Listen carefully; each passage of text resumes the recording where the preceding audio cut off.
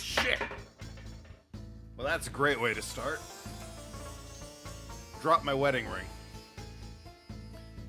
Found it immediately. What a great way to start. Anyway, good lord. Miles Edgeworth, you son of a bitch. Ronflex, you son of a bitch. Chat, you son of a bitch. Anyway. What the hell am I doing now? Talking to this dude? Tell me about your cargo, you weak-chinned man.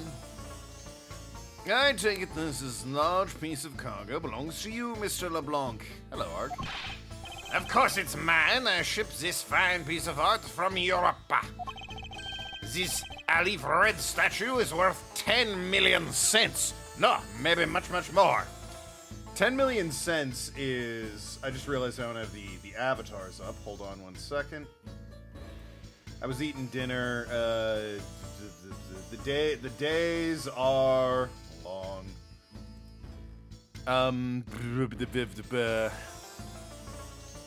Yeah, that's $100,000 if I'm not mistaken. Like, assuming a cent is worth 1 penny, that's like $100,000. Because he knocked 2 zeros off, so it goes down to 1 million and then $100,000, which is not... I mean, that's a lot of money, but for a giant statue work of art, that's probably not, like, that much, right? Like, you'd think fine art... I am vamping while I set up the avatars. You'd think that fine art would be worth a hair more than $100,000. Like, a painting, maybe, but a statue? A whole statue? A whole culturally relevant statue? It's only worth 100 grand? Mr. LeBlanc's reason for choosing this plane must have been the large cargo hold. And, you know, it was near where he was, I expect. 10 million cents. I suggest you stop trying to calculate how many packets of noodles that makes, Detective. Dawn, how did you do that? I feel like you keep getting better and better at seeing what told me every year. Though I grow with each revolution of the planet around the sun, I have the distinct impression he can use to madly spin in place. Damn. Harsh. Hey, Mr. Edgeworth, so that 10 million cents, is that in euros or in dollars? Does it really make a difference to our case? I guess not. Any big updates on the case? Yeah, we think it was somebody who worked on this airplane, which pretty much means it's either, Rhoda De Niro, the nice girl who's kind of awkward, or Cammy Meal, the ditzy one with massive gazongas. There was a chance your cargo was related to a murder case. I was wondering if you'll allow us to examine it a bit closer. It is a very valuable piece of art, so no, there will be no touching. 50-50. I don't think it's 50-50. I think it is a lot more skewed than that. If I may have a word with you, Francisca. I don't think you have time for either chatter. You still need to prove to me your hypothetical situation is in fact the reality. Ah, yes, my hypothetical that... Oh, this wasn't here before, right. That's what we're trying to prove. Appease Mr. LeBlanc, yes. Alright. So I should talk with him. I have to present him something, no doubt. Autopsy report, suitcase receipt, a horrible suitcase. He's seen the cloth before, right? We showed him the Borginian cloth. Just the cargo? Nothing info valuable. Yeah. Wants me to pay him before he'll comment on this. I don't have any money on me. The scarf again? But the worst! How horrible to see a priceless piece of cloth soiled. I assure you it wasn't me. I believe it to be the work of the killer. I will teach that killer a lesson. You can be sure I will. I will be the LeBlanc Revolution. I think he means the LeBlanc Retribution, but either way, it sounds intimidating. Better be a good fucking statue if it costs 100 grand. Okay. If it's not done by a famous guy like Michelangelo or Donatello, I believe Donatello was a painter. 100K isn't expensive. If anything, 100K might be lowballing if it's done by somebody like that. Fair enough. Yeah, a giant statue like that, 100 grand just doesn't... Alone, France? Hello. Hello, Clover. What do we show him to make him be like, alright, you can take a look. Did you know I'm a lawyer? Yeah, I can say you have the guts to show me a piece of art at this time, but from a single glance I can tell it is mostly worthless. Huh, this is much more valuable than a piece of non-art, I assure you. You look like you have something to say. Perhaps you are thinking, like casting pearls before swine. Actually hit the nail on the head for once. Fair enough. The phone? Okay, yeah. I remember he was yelling about the phone. The bed sheets. Keeping track of this many pieces of cargo must be very taxing on the cargo crew. This sure brings back memories of when I worked as a part-time mover. Oh yeah, we talked about that before. He wants us to ask him about it, and then we don't. Tee-hee-hee. Oh, I just love pushing buttons on elevators and crosswalk signs. Here, you should give it a try. Sure, go on, push it. The elevator is currently stopped on the first floor, detective. It can't move. Oh yeah, I guess nothing would happen if you pushed it now. Well, nothing would happen normally anyway without a special key card. Both the door in the attendance room and the elevator control panels require a key card, which makes it impossible for a passenger to come down here. Hand-carved life-size Marvel 100K is low commission for regular living artist. Yeah, he's, LeBlanc here was saying that his cargo, which, given the size, I'm assuming is like a statue. I think he also might have said statue. He said it's worth 10 million cents, which I translate to be roughly $100,000. Any chance I can combine logic? I did pick one up. Oh, wait a minute. Smuggling, you say? And valuable artworks? If Mr. LeBlanc has something to do with the smuggling ring, then it's possible this fake statue was brought on board in Zhangfa. I think I need to question him a bit further. You there, shouty Frenchman. I mount your statue. Yeah, okay, he said statue. Mr. LeBlanc? I wonder if it might be a fake. What? How dare you say my art is fake? I suspect that your statue might be the target of an international smuggling ring. You don't say such fantastical things? Those thieves would not dare. I have certification of my cargo right here. Do you mean the cargo Why is she British? Do you mean the cargo certification document? Mr. Zinc LeBlanc, why didn't you say so earlier? Please show it to us at once. Go You Airlines Airway bill. This is a bill. I can't read this. What does it say? It's as plain as day. The cargo was put on the plane in Europe. And there you have it, Miles Edgeworth. Too bad for you. This statue was brought on board in Europe, just as it states in this certificate. No! That's... You're going to scream? Oh, are your neighbors being loud again?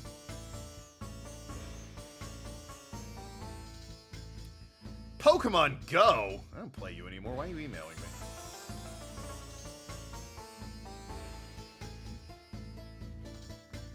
Sorry, there's an ad now, and I'm, like I said, I'm trying to not play the games, while there's ads about.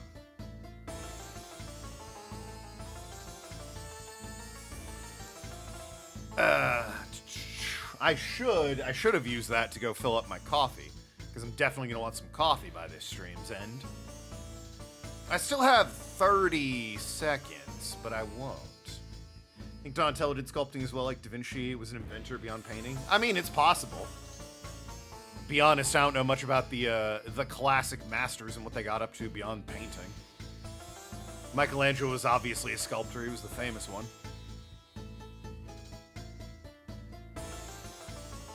But, yeah, I can believe Donatello got into it. Anyway, my community is back. The real ones never left. You can ask Kaida to pour me some coffee? Well, my coffee maker's in here. And whenever I need coffee, I just make coffee. Like, I have the mug and the K-Pods. I got, like, a Keurig machine in here. I need water in the back of it. I'm not gonna ask her to fire up the French press out in our kitchen. When all I want's, you know, like, just a quick cup of coffee. Is the statue, which means that there was never a window of time in which the statue wasn't sitting here. Well, shit. That puts a damper in my theory. I respectfully disagree. We can't discount the theory until I see the statue for myself. Then you can have your wish. Look at yourself and see that I am right.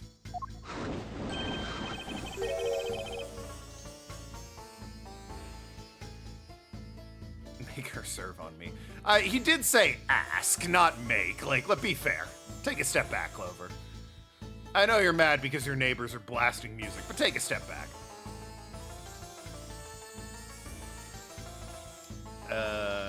This! I know I've seen this somewhere before. This is the how we've wed? Gives off such feeling of art. I can practically smell it. This statue has a high amount of historical value. After it was unveiled in a museum in Europe, I brought it to this country to exhibit it. Okay. He looks a bit happier here than he does in the thing, but whatever. He claims it's worth 10 million cents. Because the look is warranted here. So, this is the infamous Leaf Red statue, What is it, Miss Redwood? Did you find something? There's something wrong with this picture. You should examine it in more detail. Let's see. Is that anything, or is it just a weird smudge? This is the Leaf Red statue. That's why I've seen this somewhere before. That's like a priceless artifact. Yeah, that's only worth $100,000, apparently. No wonder this thing is worth 10 million cents. Look at how it sparkles, sir. I wouldn't call it sparkling, detective. Maybe more along the lines of dully shining.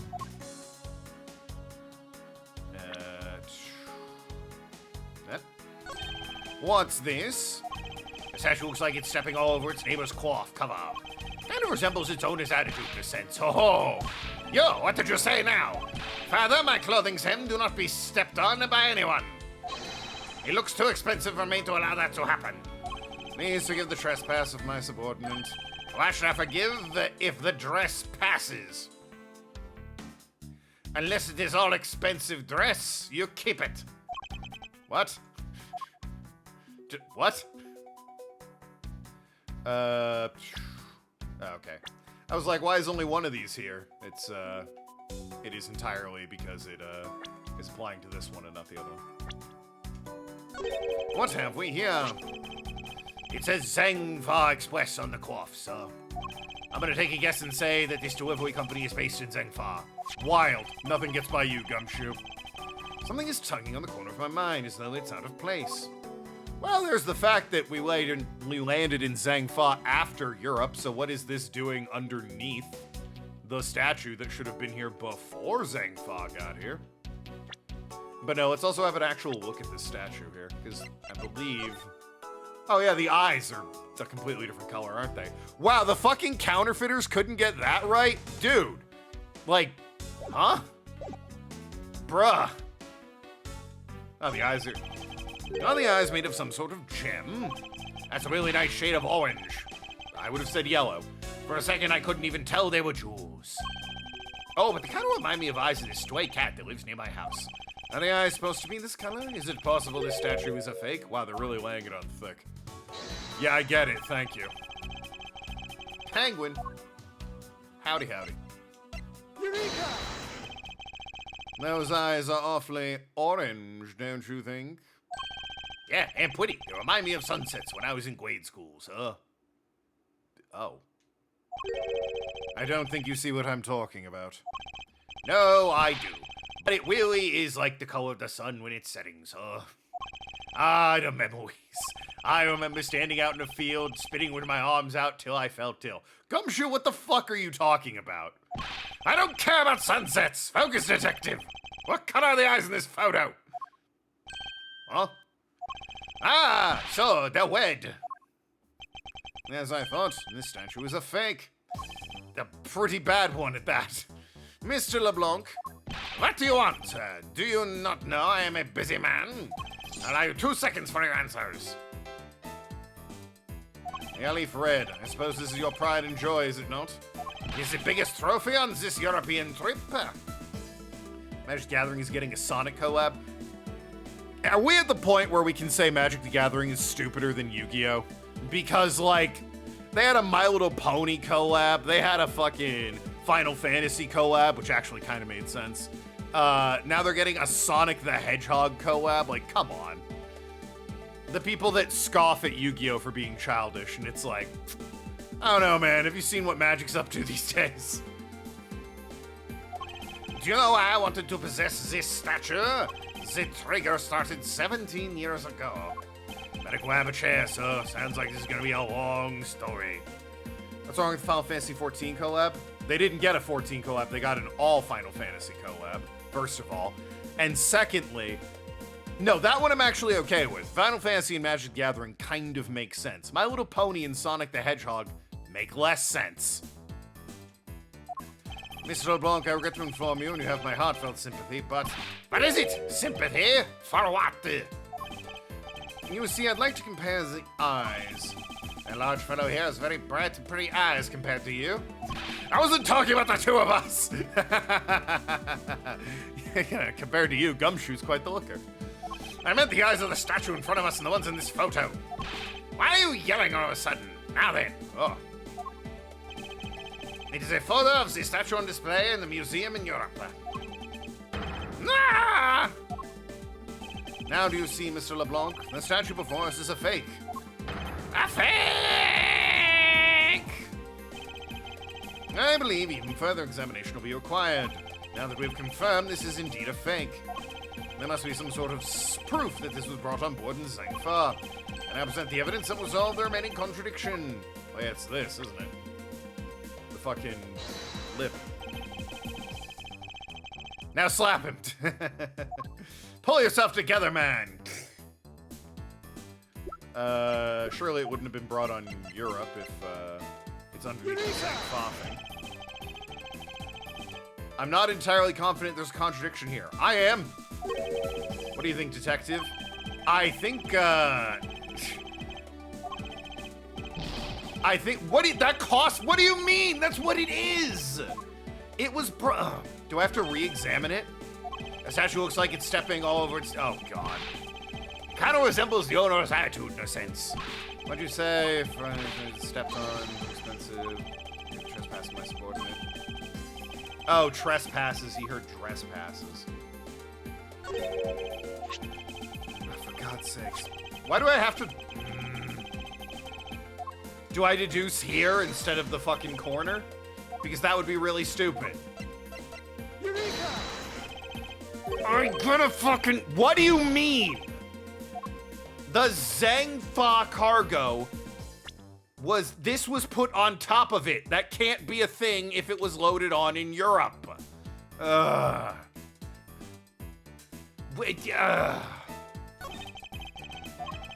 Yeah, I know it's true. I'm right. And the game's like, no, you're not right yet. We need to make you right later. Single glance. You knew right away its eyes were a different color than the ones in the photo. Yes, unlike a certain detective needs to try a little harder. Like this fake means it was swapped with the real one at some point. Yeah, I know. Is there evidence I have other than the manifest? Proof it was loaded on board in Europe, but it wasn't loaded on board. Do I say the cargo's the problem?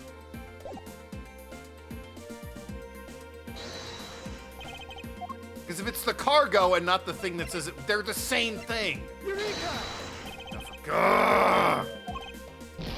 Well, I have to try on the fucking other thing, the lip down here.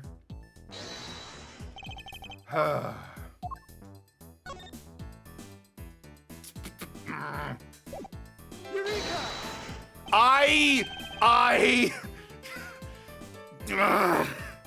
Any one of those should have proved this point. That the Zangfa was placed down, and then this statue was placed down. I can consult a guide. This is way funnier. What do you mean? What are you going on about? It's just a simple case of cargo cover getting stuck under a piece of another cargo. Yes, large, heavy statues on pallets often lift up and let tarps slide underneath them. a very common occurrence.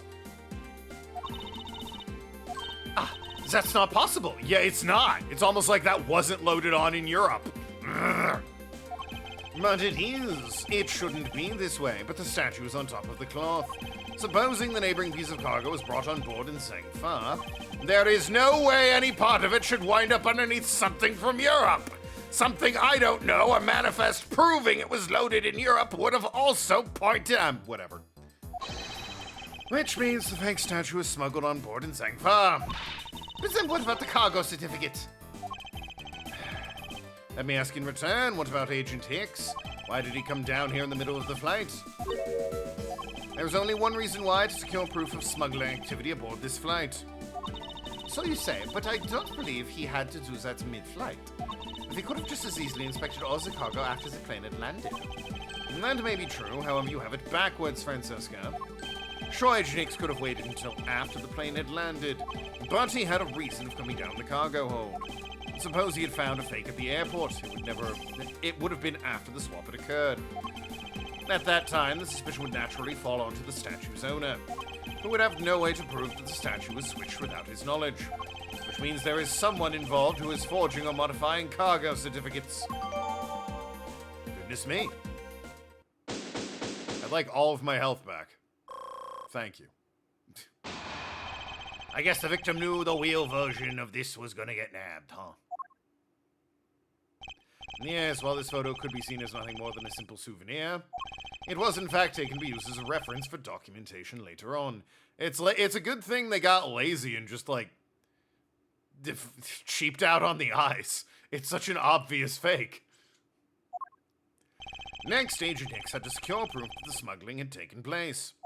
He came down here to take a picture of the cargo hold, a rather empty one at that, right before the fake statue could be loaded on board. He looks angry taking the picture. Well, he is an agent on the job. He's not there to have fun, is he? The photo of the hold missing a valuable piece of cargo would have been proof enough. After that, all he had to do was hold the Zangfa cargo crew and arrest the smuggler. Exactly. This only goes to prove my theory. If the statue was not in the cargo hold during the Europe-Zangfa leg of the trip, there would have been enough height from which Agent Hicks could have fallen to his death. Officer! Move this statue immediately! I want a thorough examination of the floor underneath, now! Miss Von Karma, I'm ready to report my findings. Gone. After moving the Ali Reef statue out of the way... Why do I say Ali Reef? It's Alif Red. What? Alif Red. Alifred? Right. We tested the area under it with luminol, and there was a reaction. That's quite a bit of blood. I see. There was a reaction to the luminol, an indication that there was blood in that spot. Can we stop looking at it now, so's... It would seem my deductions were correct after all. I suppose it would appear that way. The culprit cleaned the blood up well. And how do you think the killer did that? How did the killer clean up all this blood? Probably the blood-soaked rag if I had to take a wild shot in the dark. The killer used the bloody cloth I found inside the suitcase to clean up this mess. I see. They had a need to clean up all the blood before the plane landed in Zangfa. Yes, because otherwise the cargo crew would have discovered it during the layover. So you guys are saying that the murder happened before the plane landed in Zangfa? There is no other conceivable timeline for events of the murder. But if that's true, then that throws a certain person's testimony into doubt. If the murder occurred before we landed in Zangfa, then this person becomes highly suspect. It would be Miss Meal. Recall Miss Meal's testimony about Agent Hicks in regard to when we departed Zangfa. I saw Mr. Hicks in his seat at like 5 a.m., you know. She claimed Agent Hicks was alive at the time of service calls, but that totally contradicts the facts, sir. But why would she lie about something like that? I think the only person who can answer that is Miss Meal herself. To be continued. Well, half an hour. A bit early to be continued.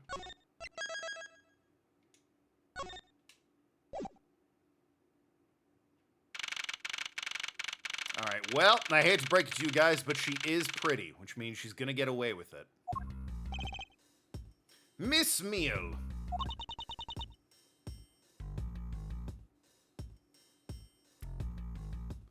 Miss Meal! Huh? Do you recall what you said earlier about when you answered some service calls as we were departing from Zhangfa? Huh? You said that Mr. Hicks was sitting in his seat at the time. However, that is simply not possible, because Mr. Hicks was dead long before we ever touched down in Zhangfa. Oh? Miss Cammy Meal! Maybe I didn't see what I thought I did. No one could make a mistake so large, Miss Meal. I mean, maybe. She does seem kind of dumb. But I make that kind of boo-boo all the time. See? This is going nowhere. There must be a better way of resolving this contradiction. Very well. Miss Meal, if you please tell me about your alibi during the time span from just before we were to land at 3 a.m. and 6 a.m. when the body was found. Are you telling me I'm a suspect, Mr. Edgeworth?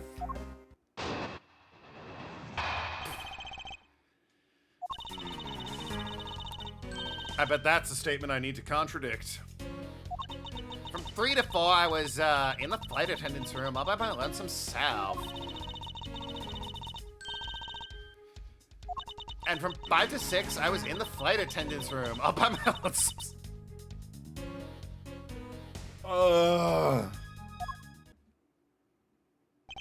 How is a man supposed to react to testimony like that? Miss Me, wake up! Ah! For God's sakes. He fell asleep again. Looks like the only way I'm going to be able to wake her up is by pressing her.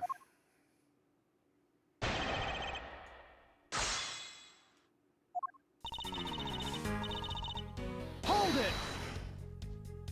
Miss Me, wake up! I'm awake, I'm awake.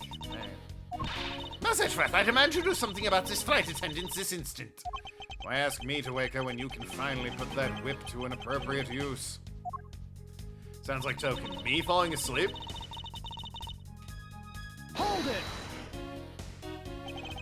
If I remember correctly, food was being served in the first class in the lounge. Or whipping women. Which one are you suggesting you know what I'm like, Clover? I'm curious. Elucidate the class.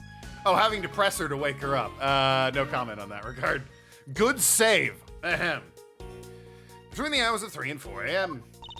Yeah, but that kind of stuff's run by Miss Rhoda. And what were you doing in the attendance room at that time? Eating and having the most delicious dream.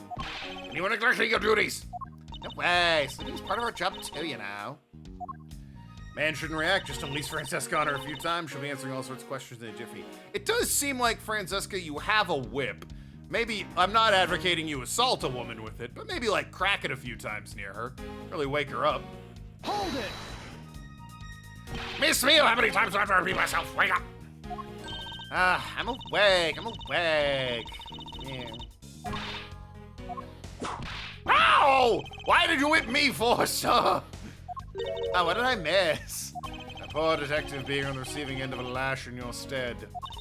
Really? Sorry about that. You can make amends for it by continuing with your testimony. 5 to 6, I was in the flight attendant's room all by my lonesome. Hold it! Okay. So you all alone the entire time, were you? Yeah, no one else even popped their head in to say hi. No, I think a contradiction may have just popped into saying hi. What should I do? Raise an objection? Yes. Miss Meal, there was a clear contradiction embedded in your testimony. Huh? What are you talking about? It is not possible you were alone in the attendance room the whole time from 5 to 6 a.m. Oh, shit, not my badge. Don't look at that. It would be... God damn it. Yeah, when she went to drop her ugly suitcase off. Take that! I wonder if you'd be so kind as to take a look at this receipt, Miss Meal. A receipt? For what? It's for the suitcase, that hideous, disgusting suitcase Miss Tenero bought. Oh shit, she's in the room, isn't she? Now if I may direct your attention to the timestamp. As you can see, it clearly says 5:40 a.m., Miss Tenero. Yes. Huh? Why is the killer here? I thought you had locked her up by now. I requested she be present as a witness so that we may straighten out your complex lie. Now then, Miss Tenero, between the hours of 5 and 6 a.m., you took a trip from first class down to the first floor in flight shop, correct? Yes, I went to the shop to buy a suitcase. After which I went straight to the attendance room to drop it off. And did you see Miss Meal there at the time? No. So, Miss Meal, where were you really between 5 and 6 a.m.?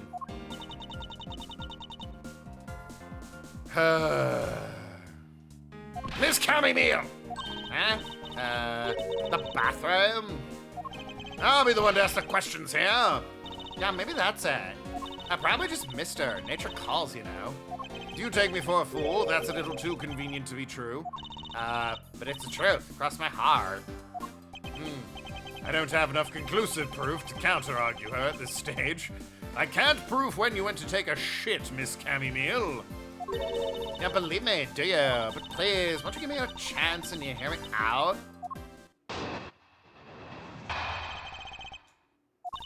Look, I know you're suspecting me because I'm one of the crew. But you'd think maybe you'd also suspect Miss Rhoda, too. She's the one in charge of the elevator key in the shop, you know. If you ask me, that makes her super suspicious. So excited for zucchini and squash? I would be, too, if I got to throw zucchini and squash out. Preferably in front of John Zucchini, the man who invented that terrible, terrible food. Please leave Miss Tenero out of the conversation. Only you are under suspicion for now. I don't get it. Why are you covering for Miss Rhoda all of a sudden? Oh, now I get it. Maybe you've got your eye on Miss Rhoda. Of course I'm keeping an eye on her. I can't very well let her escape, can I? Never mind. But you want to know something? Miss Rhoda actually kind of I have absolutely no interest in people who can't appreciate my sense of design. Hey, Rhoda, I gotta... I've seen roadkill that's more appealing than your luggage, okay? I gotta be honest with you. It's really, really bad. Now's not the time for this sort of talk. You love zucchini and squash? Yeah, well, more for you, I guess. Hold it! No, it's not the only reason I have for suspecting you. Your statement regarding Mr. Hicks also turned out to be a bunch of lies. But Sarah was an attendant. You wouldn't suspect me then, would you? No, I guess? Yes, I suppose that's true enough. Okay. Hold it! You start craving veggies? Fair enough. She is already being detained for further questioning, or have you forgotten? Oh, yeah, I guess I just forgot. Cammy, you don't tell me you suspect me too. Sorry, I can't help it. I mean, other than you, there's no one else that could have done it. Can't believe you would think that. I mean, me, a killer. Miss Meal, what did you mean just by now by no one else could have done it? There's the elevator key in the shop. Hold it! And what are you in charge of, Miss Meal? I take care of the attendance room. That doesn't count! But I spend so much time in there. Might as well be my responsibility. Well, she's in charge of banging the pilot, obviously. Like, and that's not me speaking out of turn. She and the pilot are dating. Miss Edgeworth, Cammy's very talented in languages, so she assists passengers who may not speak English. Especially those who speak Borginian. She's the only one on the flight who is fluent. Oh, you mean that kind of what am I in charge of? Why didn't you say so in the first place? What else could I have meant? Yes, I'm really good at Borginian. Fluent in Borginian. And I suppose you're in charge of processing documents in Borginian. Yeah, take care of anything that has to do with Borginian. Kind of interesting. Makes her suspicious. Actually, your on-the-job behavior makes you super suspicious in my eyes. Huh? But why? While Mr. Nero is busy with passengers and other duties, you have a lot of free time on your hands, thus providing you with ample time to commit the crime. Objection! Message, man. I demand that you cease and desist this line of conjectural questioning. I won't allow you to bluff your way through this like a certain defense lawyer. But I do not honestly believe Miss Meal does any actual work on this flight. That's not true, Mr. Edgeworth, although, well... There's the attendance room and some Borginian stuff. Hold it! So what exactly do you do as the one in charge of some Borginian stuff? I do sort of like translate things from and into Borginian. Cammy's the only member of the crew who understands Borginian, Mr. Edgeworth. Wouldn't that... Aren't you a... Like... Is the plane not based out of Borginia? Shouldn't you have at least, like, the pilot on the radio be able to speak it? Miss Meal, I take it then it's your job to process all the Borginian paperwork? Yes, you totally pull my weight around here. So it would appear. Perhaps I should ask her for a few more details about her work, and... Miss Meal, it's very unladylike to push suspicion onto somebody else. That's not what I'm doing at all. I'm just saying that Miss Rhoda's very... There you go, pushing everything onto her again! I don't get what you're saying. It must be a really abstract concept, huh? The only thing abstract here is the landscape inside your head. Okay. I expect then I present her the, Borginian document. Document in Borginian, yep. Statue's fake, however. Objection! Why were you processing this as real when it is a fake? So you're the one in this flight, you're the only one in the flight crew that speaks Borginian. Is that correct? Yeah, I guess so. I studied abroad in Borginia for a while. You studied? I find that shocking. Are you... okay. Sleepyhead. If that's the case, then this signature on this document belongs to you, doesn't it? Couldn't you just read the name? It is a falsified piece of documentation with only one purpose: to lead anyone who read it to believe that Mr. LeBlanc's statue was loaded in Europe. The only person who could have either prepared or processed this document in Borginia is you, Miss Meal. Without your participation, the smuggling of the olive red could not have occurred. Now, for God's sakes, wake up! Don't sleep by pointing my finger at you! Oh my God, she wasn't sleeping at all. She was blowing bubbles. I wish my name was Bubble... I wouldn't dream of falling asleep on you, Mr. Edgeworth. It's exactly as you say. Are you confessing to have participated in the smuggling? No, far from it. It's true, I'm the one who signed off on that document. She has pupils now and the music is dark and she's, again, blowing bubbles instead of, like, sleeping. But you can't use that fact alone to make allegations of smuggling stick. There's no direct correlation after all. She's suddenly a lot more well-spoken as well, I'm noticing. All you have is my signature on a piece of paper. Really? All you did was sign it? I neglected to check the cargo had been loaded onto the plane properly. So, sorry about that. Seems she's finally woken up. This is going to be a tough fight.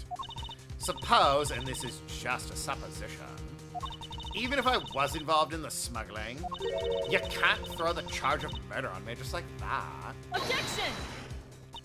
If you were involved in the smuggling, you would have had a strong motive to kill. Agent Hicks is in the middle of an investigation regarding the smuggling ring. Playing dumb? Yes, truly. And just when he was about to close in, he's killed by a member of that ring. Well, did you ever stop to think that maybe Rhoda is the smuggling ring member? After all, unlike me, Rhoda has access to many things in this plane for work purposes. Perhaps there's an element of a setup at play in this case. What are you talking about? I've never seen anyone aggressively blow bubbles like that. Don't worry, I wasn't talking about you, I meant the killer. First, it was myself, and then it's Miss Tenero, who is under the microscope. Seems to me our killer is going to great lengths to pin this crime on anyone they can. You have no proof that Rhoda is being set up, or that she isn't. You never saw me in high school. You would aggressively blow bubbles? Like, angrily? Actually, I believe she was indeed the intended target from the beginning. I believe the plan was to push all of the blame onto this crime onto her. And this evidence will prove my suspicion. This proves the killer was out to frame Tenero from the very beginning. Probably the suitcase, right? Tenero's suitcase, just stuff that in the attendant's lounge or something. Take that! Yeah. The killer could have hidden the body anywhere, and yet they chose the suitcase. Why is that? Perhaps it was to move the body from the lower deck to the first floor. However, why go through the trouble to do so? I love that pose for her. She's ripping her poor stuffed animal's head off, but she's also smoking a stogie. The only way all these actions make sense as if the killer had wanted to frame Miss Tenero for the murder. Miss Tenero buys a suitcase on every flight she works without fail. But should a suitcase be switched with the one containing the victim's body, that would put her in a very tight spot. Unfortunately for the killer, the turbulence put an end to that plan. Humph. There wasn't enough time to put the body back into the suitcase. Ergo, they made do with whatever was at hand, adapted their plan, and tried to frame me as I lay unconscious on the floor from the turbulence. Tens of thousands of dollars of credit card debt. Oh, her buying her suitcase every fucking flight? Yeah. And the suitcase is $1,200, maybe $600. They do say half off on them. Yeah, no, she will never recover from that. The killer went to hide the suitcase in the in-flight shop and brought the piggy bank back in the elevator in order to fabricate false weaponry. A lot of work for a fruitless endeavor, wouldn't you agree? Sounds like killer had a tough time with it too, huh? I mean, why'd the killer need to frame someone that badly anyway? That's because of special circumstances surrounding this particular case. What special circumstances dictate the need to kill to frame someone? Surely it would be where it took place. Oh, maybe... Would it be when? Well, the where is because the cargo was moving around, right?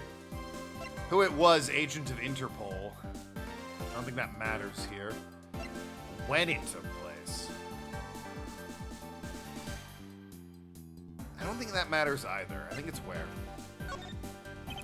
Special circumstance is simply the murder took place on a plane in mid-flight. No matter which country, customs is quite strict in this day and age.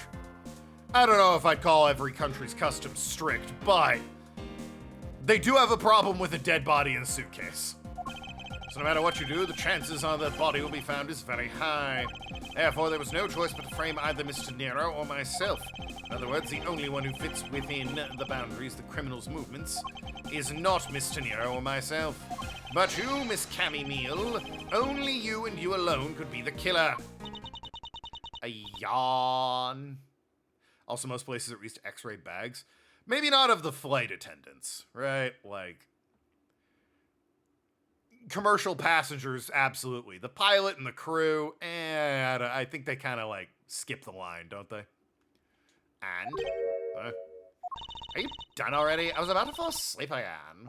Anyway, let's be honest. Flight attendants still have to go through TSA. Yeah, but they probably get their own special sped-up TSA. Let's be honest here. You don't have anything on me other than a whole lot of circumstantial evidence. Man. Ah!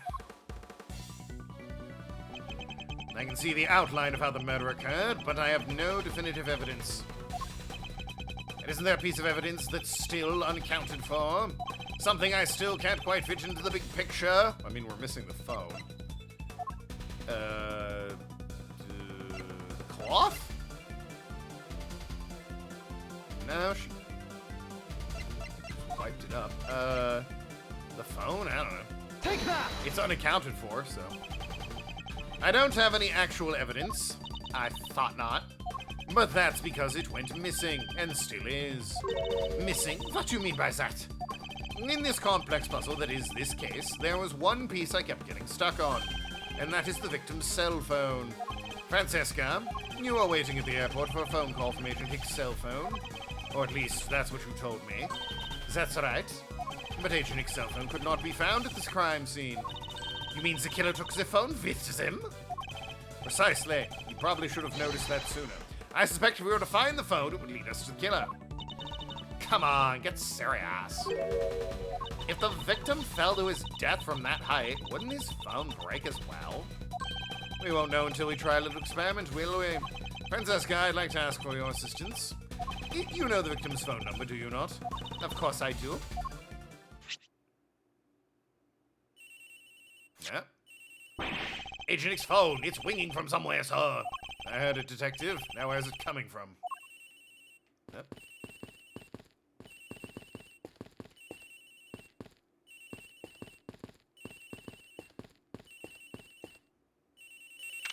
Yep, it's louder here.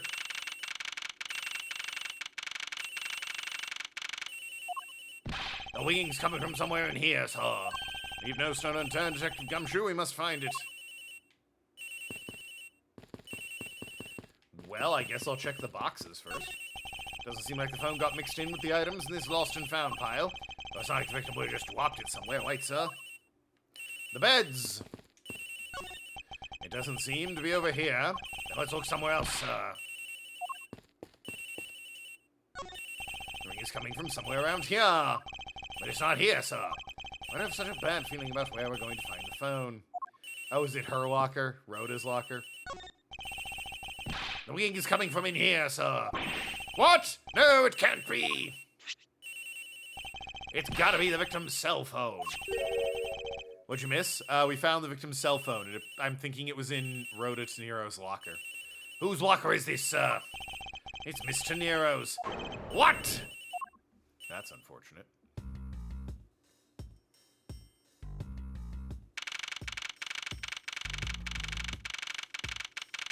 Why is LeBlanc still here? So, Mr. Edgeworth, how did it go? Where did you find the phone?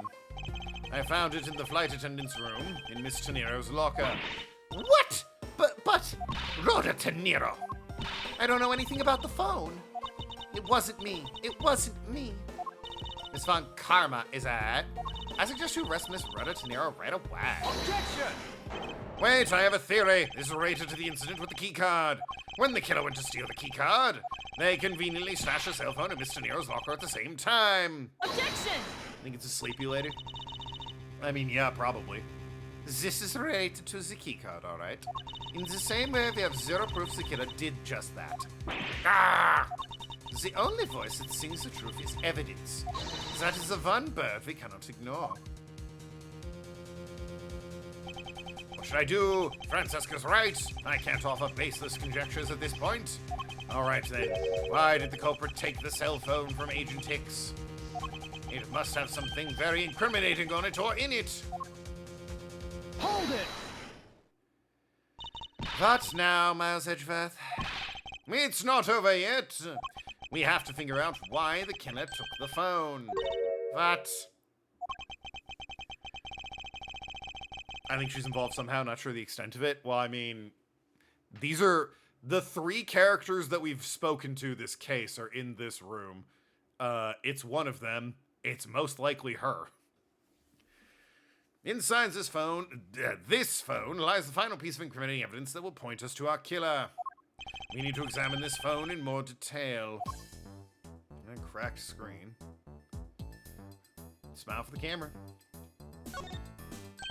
Ah, it's a camera lens. Come to think of it, I wonder, how exactly was Agent Hicks planning to preserve the crime scene of smuggling? Francesca! Oh, that was the thing I needed to click. I need you to confirm something. This cell phone, can it take pictures? Mr. Edgeworth, I can't believe you don't know about this kind of basic stuff, sir. This looks like a very similar model to my own, and mine can take photos just fine. Do you think Agent Hicks could have taken some pictures with this? In particular, pictures as evidence for his smuggling case? If so, I'd say maybe some very inconvenient photos on here for our killer smuggler. The phone's all busted, sir. She was quick to throw the other lady in handcuffs? Well, yeah. Even a super prosecutor can't repair a broken phone. Ah, I'll find a way, don't worry about that. I mean, it's probably got a data card, right? Can I go back to sleep now? Objection! The LCD screens on the inside and outside of the phone are broken, that's for sure. But that's also reason enough to believe that the killer wasn't able to erase the data. What? What do you mean by that, Francesca? It looks like our killer isn't very familiar with electronics. This phone still rang when I called it, meaning the only LCD screen is broken. It's possible the photos are still inside, waiting to be accessed. All we need to do is transfer the data to my phone. Ah. Francesca, your phone, if you please. Very fair. It's transferring. All right, displaying it now. Sure looks like the cargo ain't there. This is...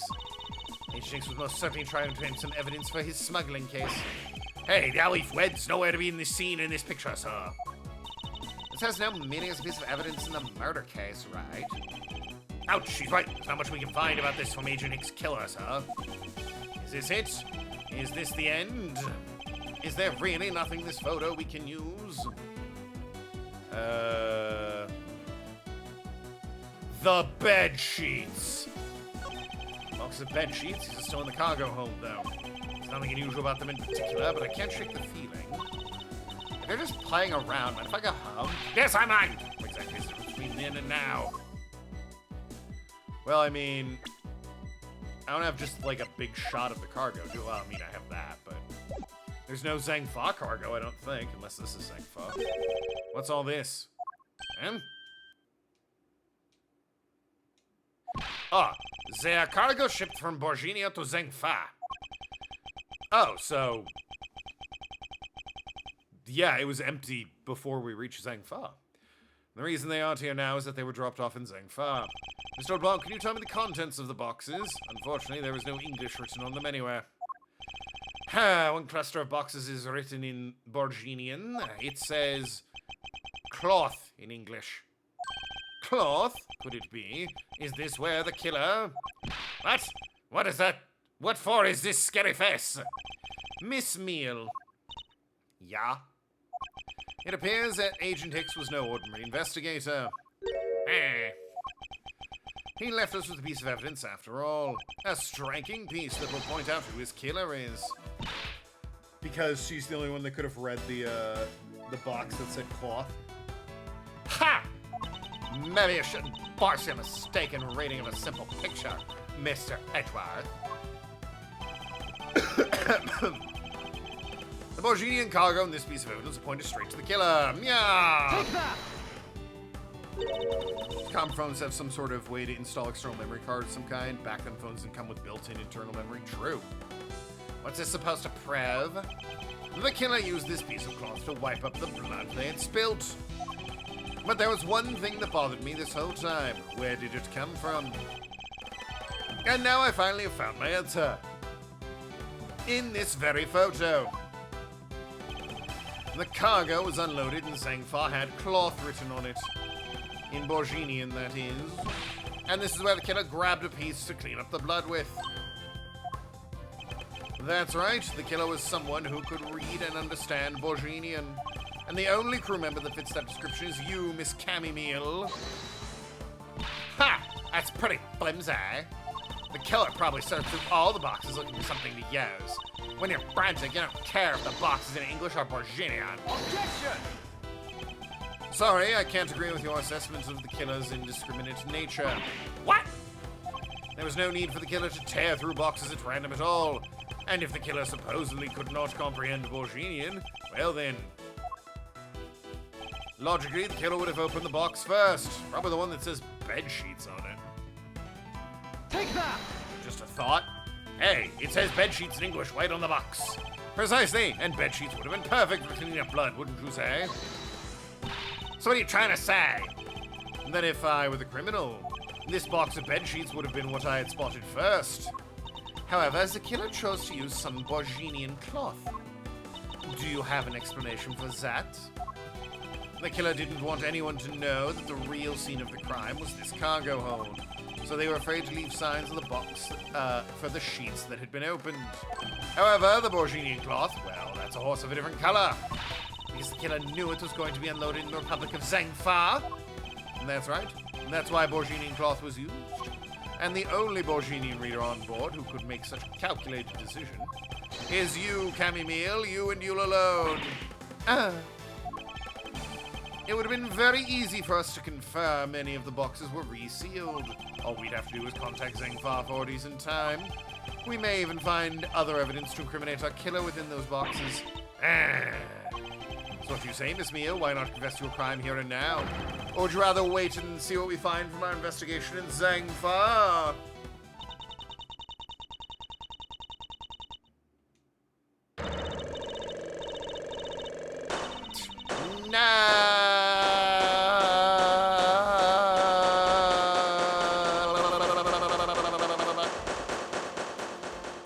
She's dead. He was Interpol. I couldn't stop her. I brought him here. He started taking pictures. I couldn't be found out. I was scared. I was in trouble. Aye.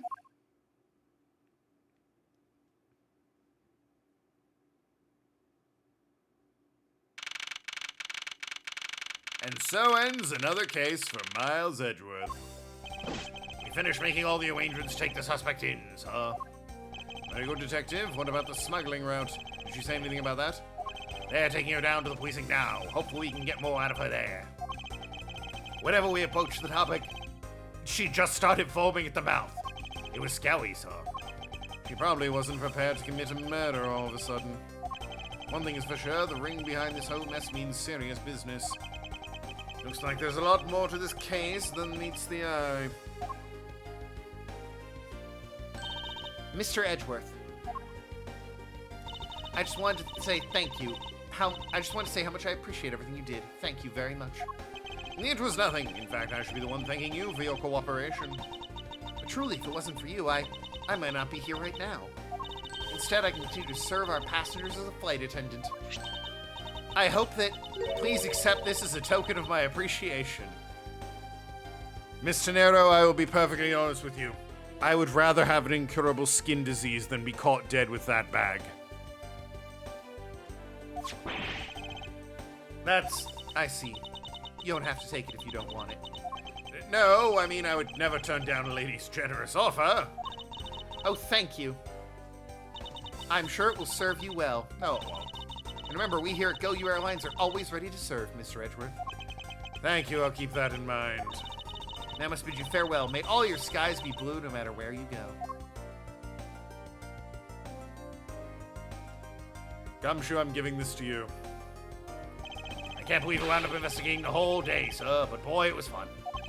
For yourself, my day was filled with earthquakes, elevators, and false charges. By the way, where's Francesca?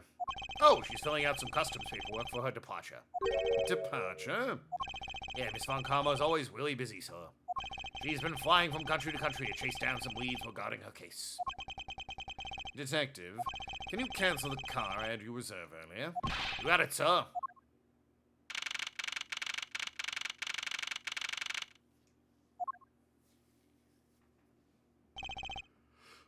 I need coffee.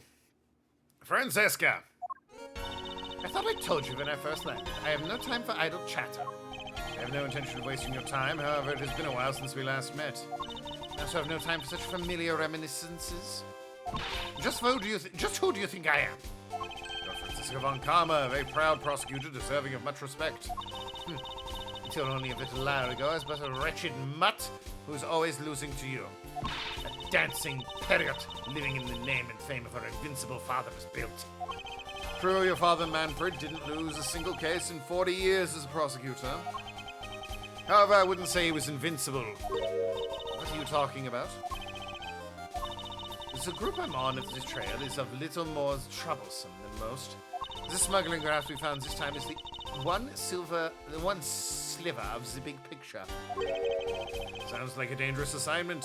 You really don't have to worry. I can take care of myself. Yes, I suppose you can. Yes, there's another agent on this case with me. Another agent? He's a star among Interpol agents and has the highest successful arrest rate. You know, you may even run into him one day. I was simply caught up in this one case. I hardly see why we would cross paths. I suppose. But I doubt he would say the same. I'm not following you. You'll understand soon enough. The fight has only just begun, Mas Edgeworth. I'll be back in this country soon enough. And when I am, you can be sure I'll pay you back in full. Wonder where she's going. And just like that, she's gone, huh, sir? Thank goodness! I can finally rest easy knowing I'll never have to watch out for her whip. Detective Gumshoe, I want to thank you for all of your help and cooperation. It was nothing, sir. I was just happy to be able to work with you again. Ho ho! I think I'm gonna celebrate by adding a little extra salt to my instant noodles tonight. Just how much did you cut his salary by, Francesca? Detective, I was wondering if you might give me a ride to the prosecutor's office. Sure thing, sir. I'll even fly down the road in a patrol car if you want. Don't make me remind you, Detective. Safety first. Thus, I solved the first case upon my arrival. Francesca Von Karma, the smuggling route she was after. The leaders of the ring had already put their trump cards into play. And the players on the other side of this war, they would begin to make themselves known through the next incident.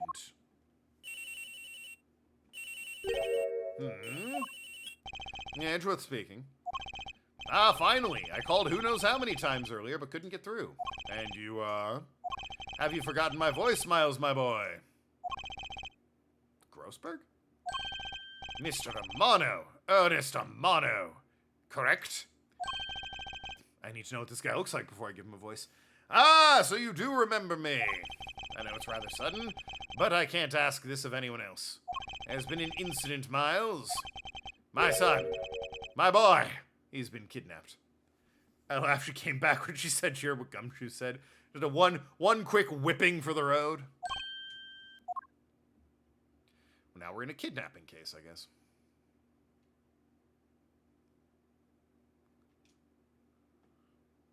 The end. Man, I am tempted to just... Achievement! Go get coffee right now, but... I should probably wait until the ad break. What is the... I know one of the achievements for Case 3. I don't know if there's like another one.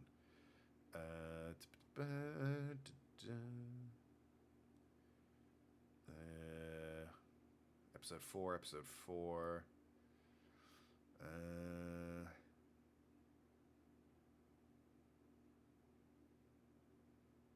By the main gate. For having met the creator of the Blue Badger by Gatewaterland's main gate. Wouldn't that be... Is it Damon Gant? Like, what? Main gate's accessible during Chapter 9. Before speaking with Ernest, head right past the gate and speak to the man with his daughter near the fountain. Recommend completing right over here at the same time. It's in the same area.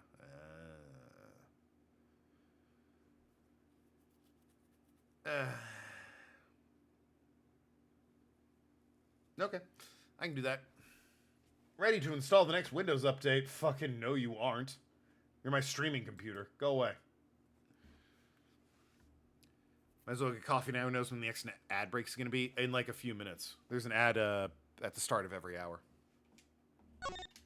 It's a little bit after the hour. It's like 5 or 6 minutes into the hour, but yeah. Excuse me. Kidnap, turnabout.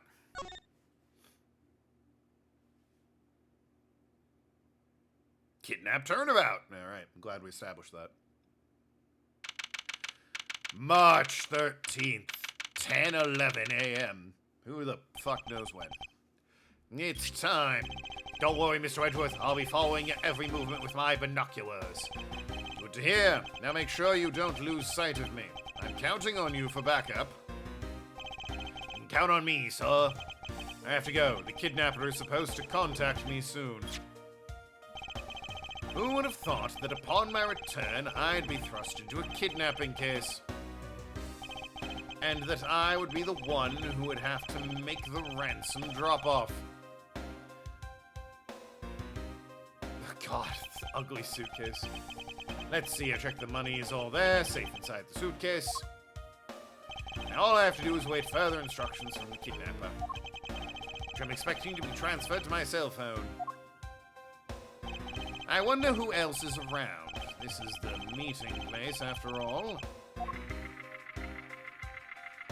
Oh, God. That thing's horrific. I'm gonna toss this sheet pan instead of packing it. It wraps so badly every time it gets a little hit. Hot. It warps so badly. Yeah, if it's warping anytime it gets a little heat. Why don't you have any pupils? You're terrifying. Welcome to Gatewaterland! Oh, thank you. And a big hello to you. I'm the Proto Badger. Nice to meet you.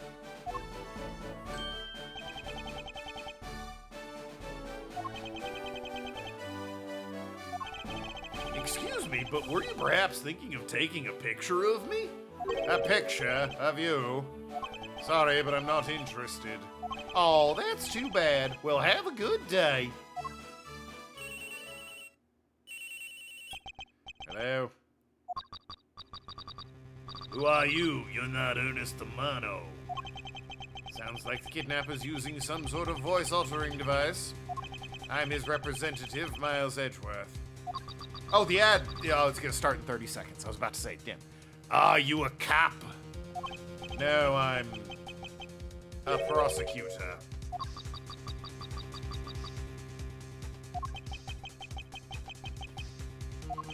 I know that you're wondering, and yes, I have brought the ransom money with me. I see. In that case, bring the money with you to the stadium. So, this person intends to see if I'm being followed, Please, Gumshoe, I really need you to come through for me this one time. I hate the Blue Badger, he's such an asshole.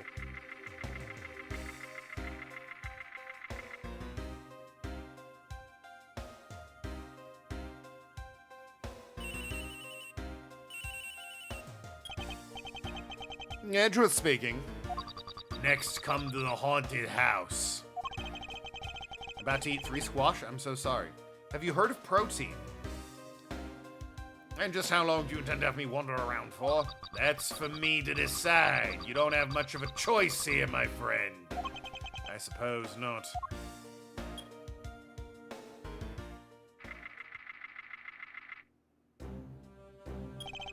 I've arrived. Go inside. The ad's running, but we're in the middle of something. Well, this is spooky. We're in a haunted house and everything.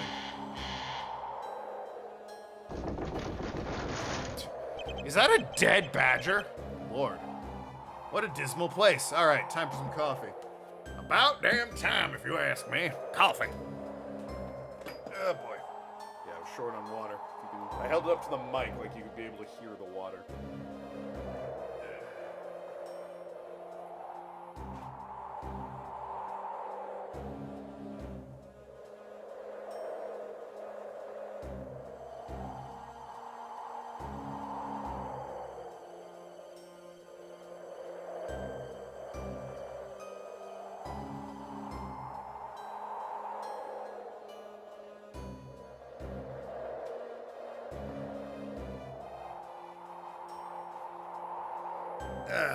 Add booze? I don't have any booze.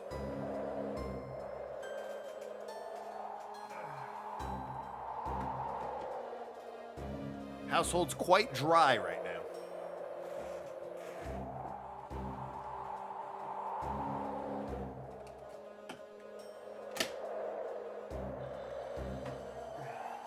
Might see if I can get some after the stream, though. What time does ABC close? If they close at 10, I can probably get some. Token without booze. I'm a borderline alcoholic. I'm not an alcoholic. Thank you very much.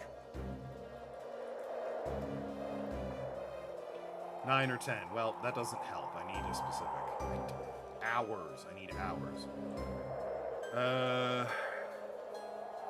Apparently there's one that near me somewhat that closes by 9. But, no, the one closest to me is closing at 10. It depends on the store. Oh, I see. You were actually being helpful with saying 9 or 10, not just sort of guessing. In that case, thank you. I apologize for snapping at you. Misunderstanding. I can't tell what your exact store hours are. Yeah, that was a misunderstanding. I thought you were like, yeah, it's 9 or 10, and I'm like, that's not helpful. You were like, depending on the store, it is either 9 or 10. And it's like, oh, okay. Got it.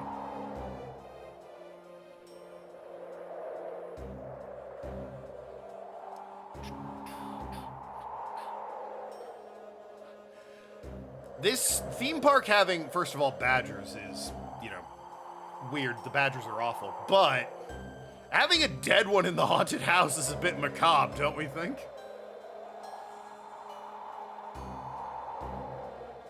That said, this is a good shot. Shame about the UI being there, but otherwise, it's a good shot. Edward's just looking down the hallway at that guy. All right, coffee's done. Commercials are over.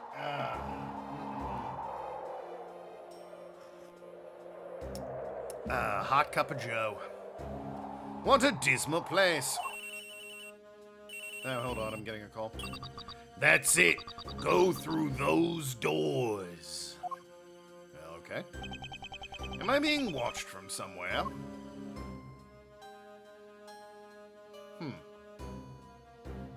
This is legitimately, like, kind of cool looking. Leave the money and go. Now. Also, get pen off my face. We're getting calls now. Well, from the cell phone, yeah. It's a whole kidnapping thing. Mr. Armano's son has been kidnapped. There's not even food here? Well, no, it's a haunted house setting. They're not gonna have food there. Maybe some wax food, but... Ooh, maybe that's the spooky part. There's no food.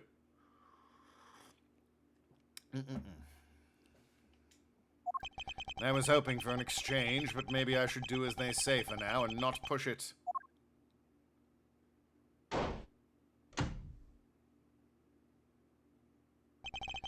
couldn't catch even a glimpse of the kidnapper. Perhaps I should keep an eye on this haunted house until police backup arrives.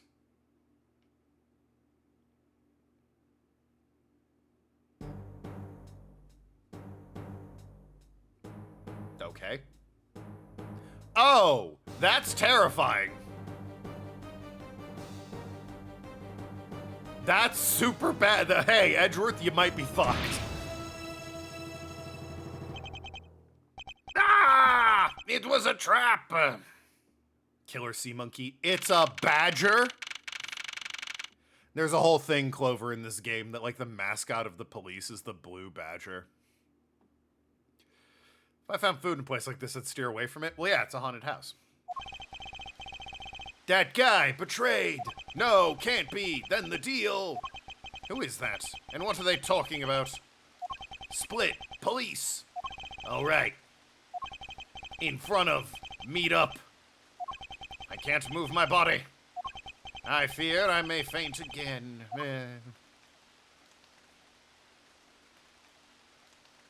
Why are there so many badgers? There are 4 of them now? Where am I? How long was I out? It wasn't raining like this now when I made the drop-off. Oh god, it's raining out too. This is supposed to be a simple affair. So why have I been taken hostage as well? I can only assume Detective Gumshoe lost sight of me at some point. The only reason I agreed to be the drop-off man was because of that phone call. That's Armano, huh? Mr. Ernest Amano, the director of the powerful Zaibatsu Amano Group.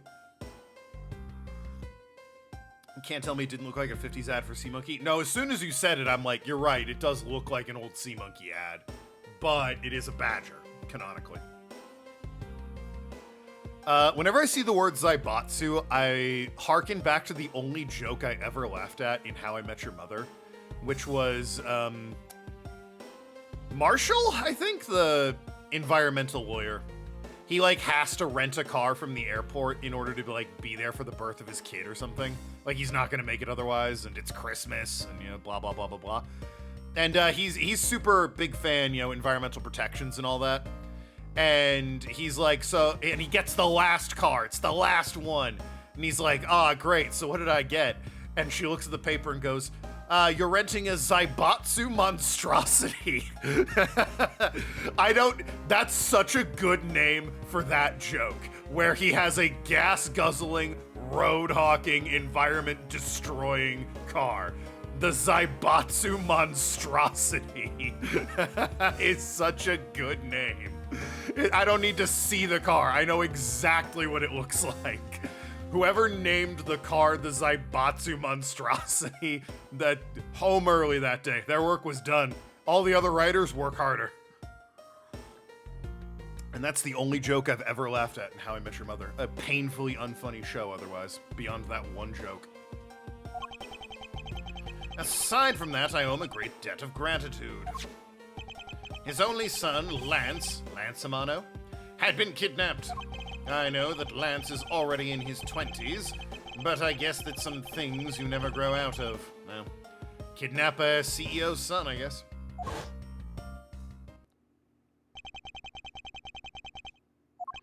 I can't sit around waiting for someone to come help me. I must escape somehow. Ah! unfunny and the ending sucked ass. Yeah, I remember there was like a big hullabaloo about the ending. I didn't watch the ending. It was a show I watched if there was nothing else on, and it wasn't funny, but like I could follow it, and there were attempts at jokes that were at least like, I won't say I never laughed at it. They probably got a chuckle out of me a few times, but the only joke I ever actually laughed at was the Zaibatsu monstrosity. Cause like, fucking nailed it. That is correct. You needed the name of a horrible gas-guzzling car? Boom. We gotcha. Zaibatsu monstrosity. Monstrosity. It's such a good name. Because you can almost believe that would be the name of a car. It's like that almost I could believe would be a car. It's so close. Such a good joke. Was that you making the funny sound? Who's there? And how dare you laugh at a gentleman's plight? Oh, it's Kay! Easily the best character to come out of this game and the sequel. And it's a crime she's not in the more modern games. Who are you? Are you one of the kidnappers? A kidnapper? Me? No way, I'm not into such petty crimes. Nope, I'm after something much, much bigger. Ah, you must be worn out from today's ordeal. Focus, Miles. Oh, I forgot to introduce myself. Sorry about that. Ahem. Even in the depths of night, when no other bird dares to take flight, one alone soars to shine and light the righteousness of the world's blight. And that one is me, for I am Darkwing to ahem, great thief Yatagarasu. Great thief? And she really just claimed to be the Yatagarasu. Oh, but my real name is Kay Faraday. You can call me Kay. Kay? Good. Glad that's settled. I love her. She's the best. And before anyone gets any funny ideas, she's 17, so I think she's adorable, full stop. She's just a really fun, well-written character. Not quite. I have a mountain of questions for you. But first, you would be so kind as to remove these ropes. I wonder, should I remove them? I was actually having a lot of fun watching you make those silly faces. Agarasu thought that was a bald dude. Oh, well. I understand. Oh, well, that'd be Lance Amano. Whenever the Ace Attorney needs an unknown figure, they just have, like, a black and white bald dude. To represent, like, a generic unknown person. Hey, there's something to get all mad and icy glary on me, you know? This rope goes through here, and there you go. What a relief. I owe you my thanks. That's okay. You can pay me back in full later. Now then, what question should I start with? Unfortunately, I can already tell nothing is going to be answered easy with this cheeky girl. Can't have an Ace Attorney game without a young girl as your sidekick. I think that's just true, by the way. I think every Ace Attorney game has a young girl sidekick. You call yourself a great thief, yet are you really a thief at all? You doubt me? I get it. You think the young lady like me couldn't possibly be such a big-time thief, right? That's not the part I had a tough time believing. I am the real, genuine Yatagarasu, you know? Yep, a pure-blooded great thief. A little something I inherited from my predecessor. In that case, you wouldn't mind if I arrested you then, right?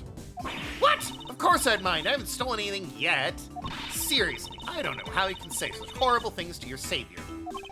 That's true. Technically, she hasn't stolen anything in front of me yet.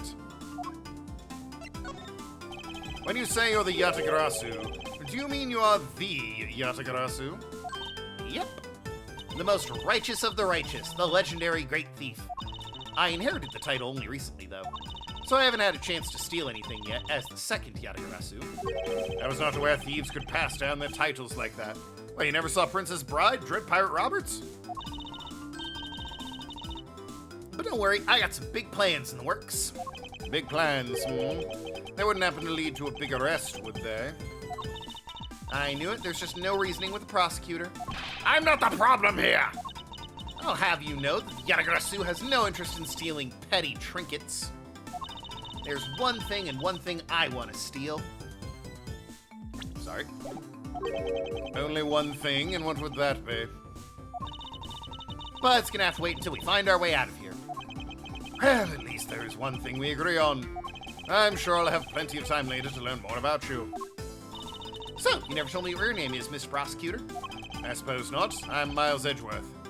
Now I remember. How can you remember something I just told you? That sure is cheery. Alright then, Mr. Edgeworth, let's get out of here.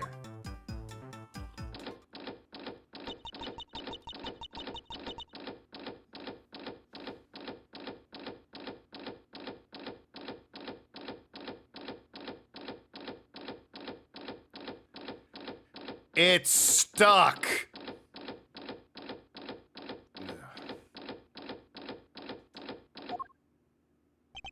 It would seem that we are locked in from the other side. What? No way. I don't hear you. La la la la la. Okay. Do you remember where you came in from, right? The open window. Looks like that might be our only way out of this room. Whoop, slight miscalculation. That's a good height to make an entrance from, but I can't jump that high and make an exit.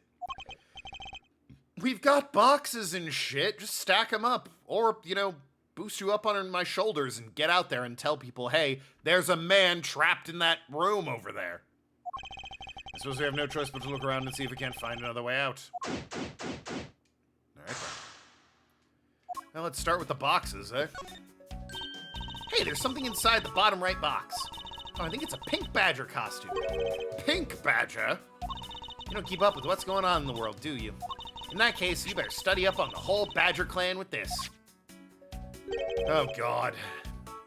What is this thing? We have Proto Badger, the very first Badger. Blue Badger, an ally of justice who keeps the peace.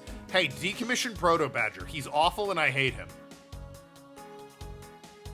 Bad Badger, a vile criminal with a gun! Have they ever seen a badger? Apparently not. Also, I like that one of them just is like, he has a gun.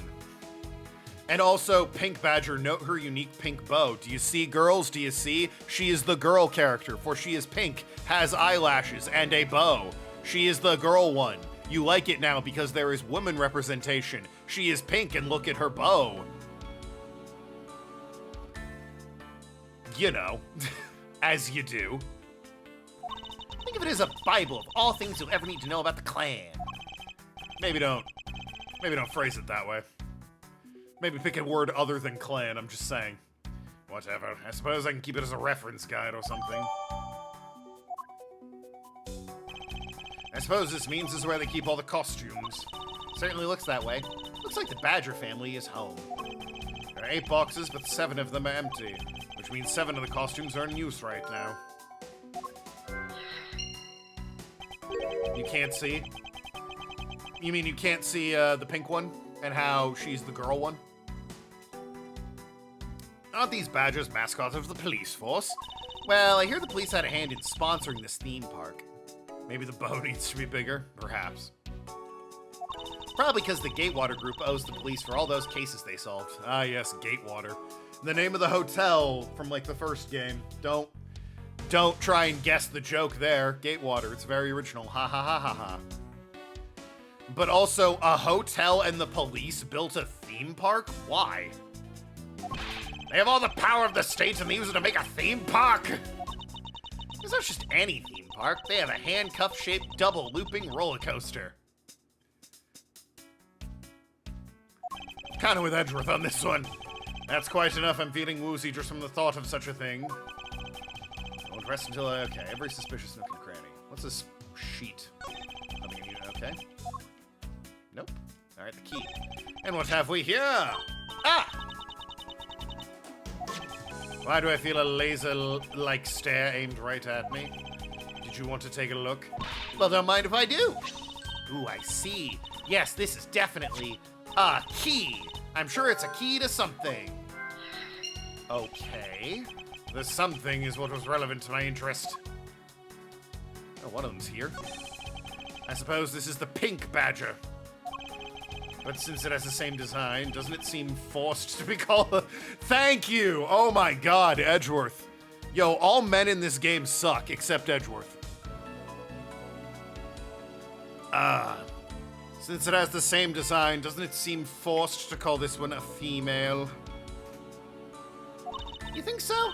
I mean, just look at how long her eyelashes are. That's the only difference. And the fact she's pink. Yes, and... Her lips are red. See? Lipstick?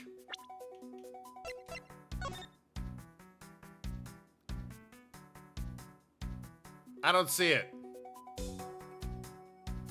I guess she is wearing a sash like a beauty pageant winner instead of a bandolier like the Blue Badger, or a belt.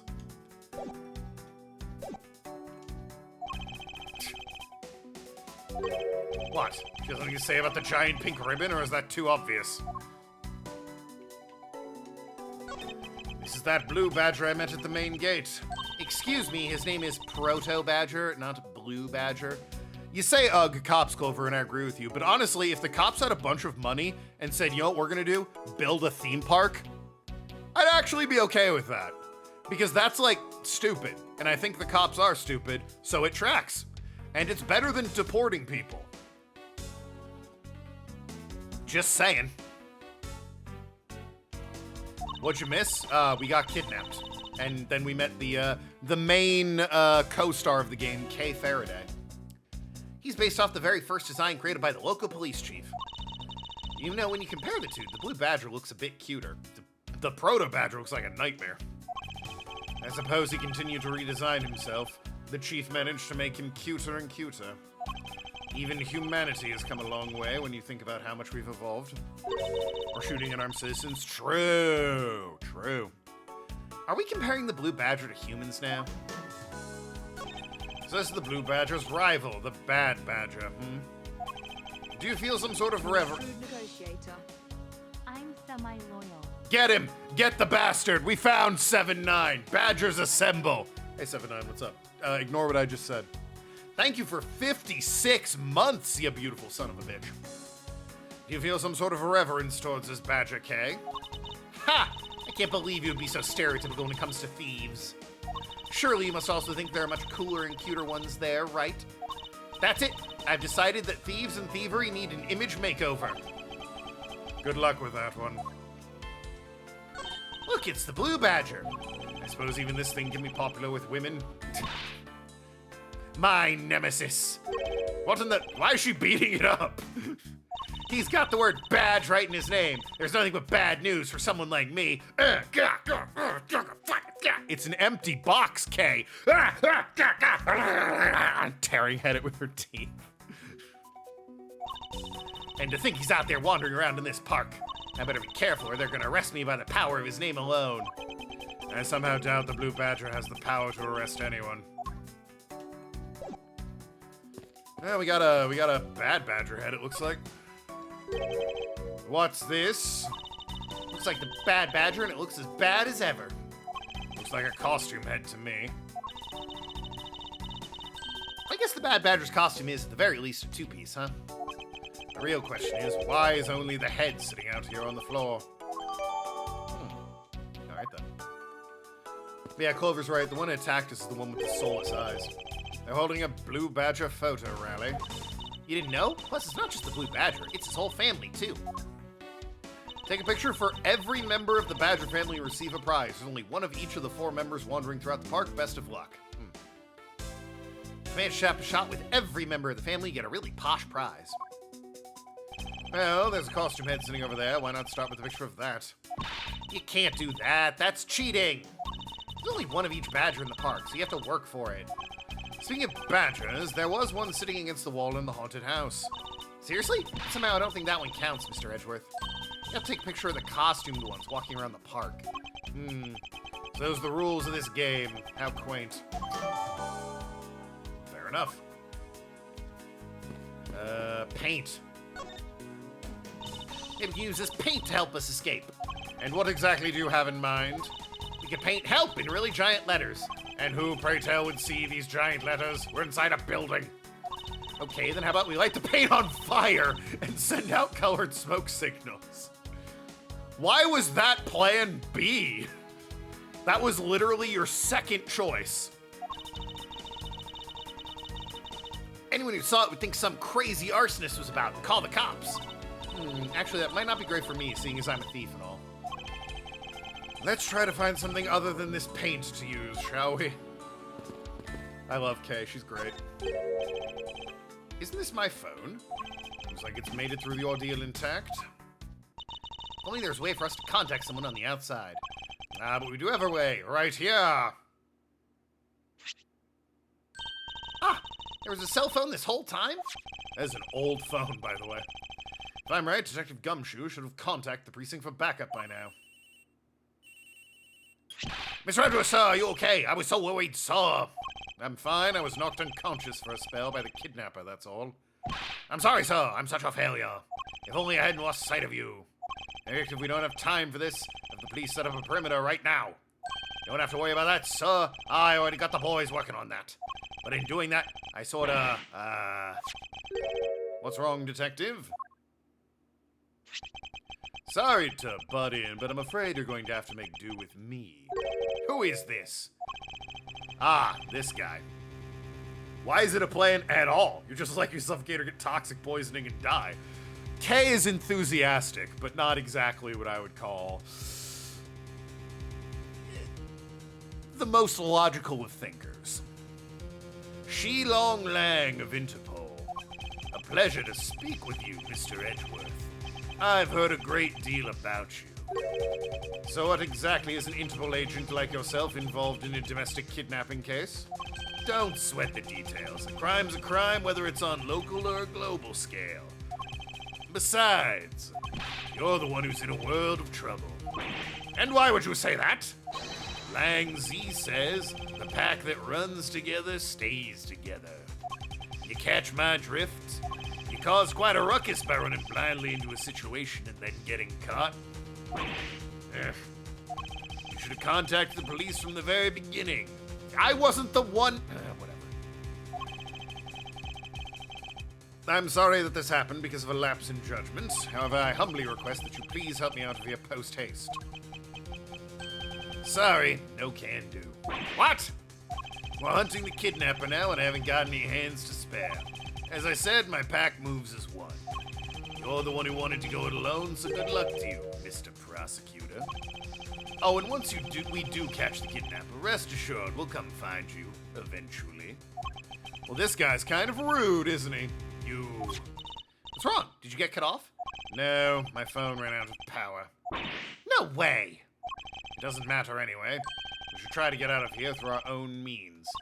Yeah, I have a name to live up to after all. If we put our heads together, I'm sure we'll find a way out. What is this?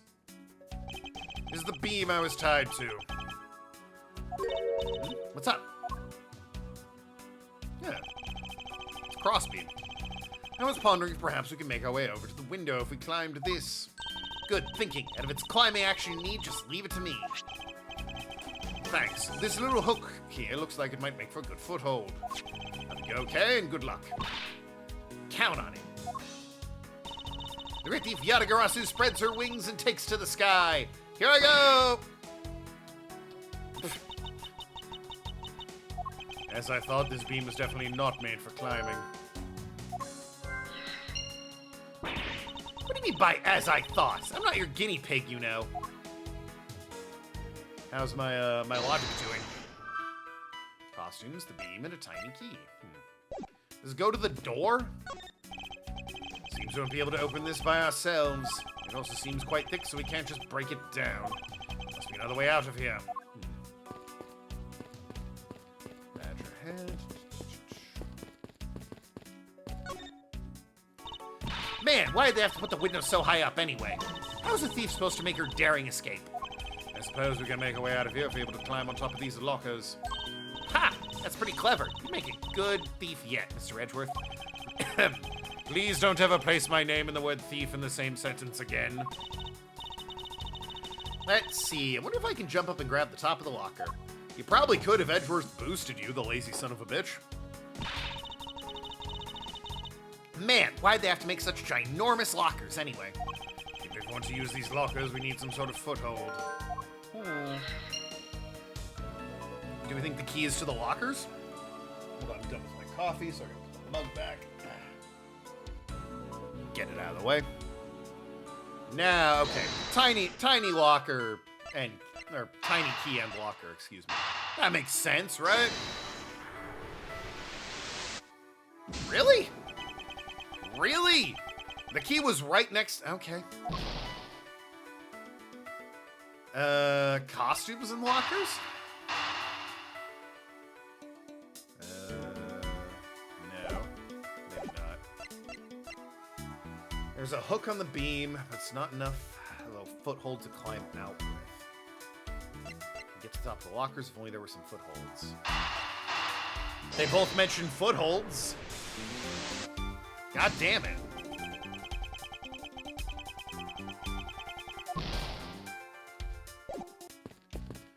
Paint that.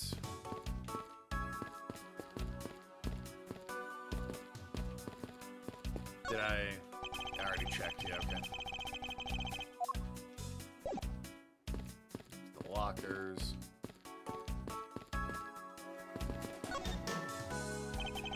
The beam I was tied to. Yeah, no. And then it repeats. Wait, didn't I just try this? I can climb this thing. I suppose we'll just have to find another way to escape. Use the boxes to build stairs. I mean, they're empty cardboard boxes, but they could probably support the weight of Kay. She's a very waifish 17-year-old girl. Stack a couple of them on top of each other. She could probably use those to stand up. Miles, maybe not so much. I think a full-grown man might not be able to be supported by an empty cardboard box. But no, you've got the right idea of it. I think I've looked at everything. Is there something I'm missing here? Maybe the lockers and the costumes? I can't imagine how this would help, but like, maybe? Get to the top of the lockers. Do I really have to use a logic point to think of stacking the boxes up? Like, Jesus, I know.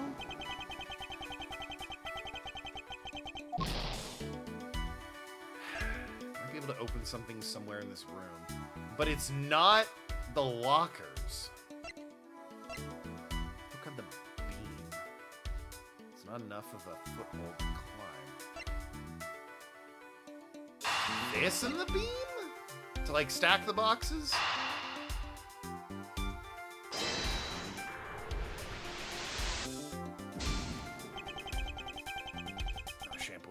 Perfect logic. I wonder what happens if I run out of meter here. Like, how is this game over? Because, like they said, you know, does he just give up? Oh, I can talk to Kay. Tell me about the kidnapping. Do you know where the person who kidnapped me went? Well, after they locked you up here, it sounded like they went to the next room and started talking to someone. I feel like I heard something as well, but it's all a haze in my mind. Try lockers and key. That was the first thing I tried, if you can believe it. However, I do not recall the kidnapper was talking with someone. It was just a guess before, but I guess I really am dealing with two kidnappers. After that, they left. It almost seemed as if they were done with you. I suppose that is the case, as my kidnapping seems like an afterthought to the $1 million. Well, if they went to the next room, let's see what we can find through the slot. Oh, can I look through the... Ah, okay. You can peer to the room the kidnappers were in front of. Ah, you son of a bitch. Chairs! No, clearly it's this ladder here. Is that what I think it is? Looks like kidnappers had an escape tunnel prepared just in case. That's awesome! Like a bunch of great thieves themselves. No, they're not, because I highly doubt they made the tunnel themselves. The floor panel was removed and propped up against the beam in a very specific way. I think this building was originally built with a basement or underground area. Oh, and it is... It's on that hook that we were talking about with the pillar and everything. This beam in the next room is identical to the one in this room. There's even a hook to hold a propped up floor panel in place. Which reminds me. Did you find something useful, Mr. Edgeworth? Perhaps I may have found a very handy hint as to how we'll get out of here. Yep.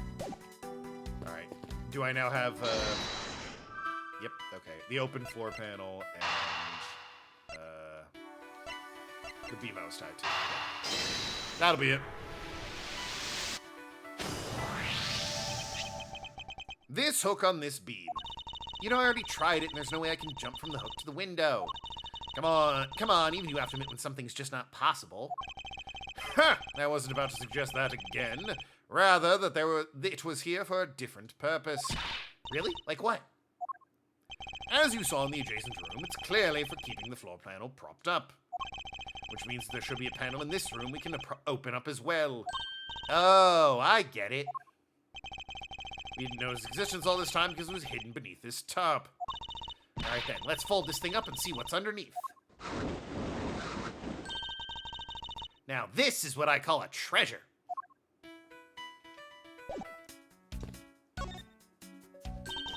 Wow, this must be another entrance to the secret hidden basement. I totally smell treasure.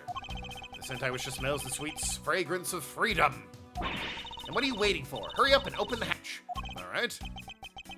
This thing is locked down tight. Oh, gee. Man, I wonder if the key would be for anything. Ah, fiddlesticks. Well, we have a tiny key and an underground entrance. So yep, there we go. I believe you're up, Kay. Huh? Why me? Because we need to use that tiny key that you have taken quite a liking to. Oh, gotcha. Just leave it to me. I love the tense feeling in these moments when you're about to uncover something big. I have the feeling freedom would be much more satisfying right about now.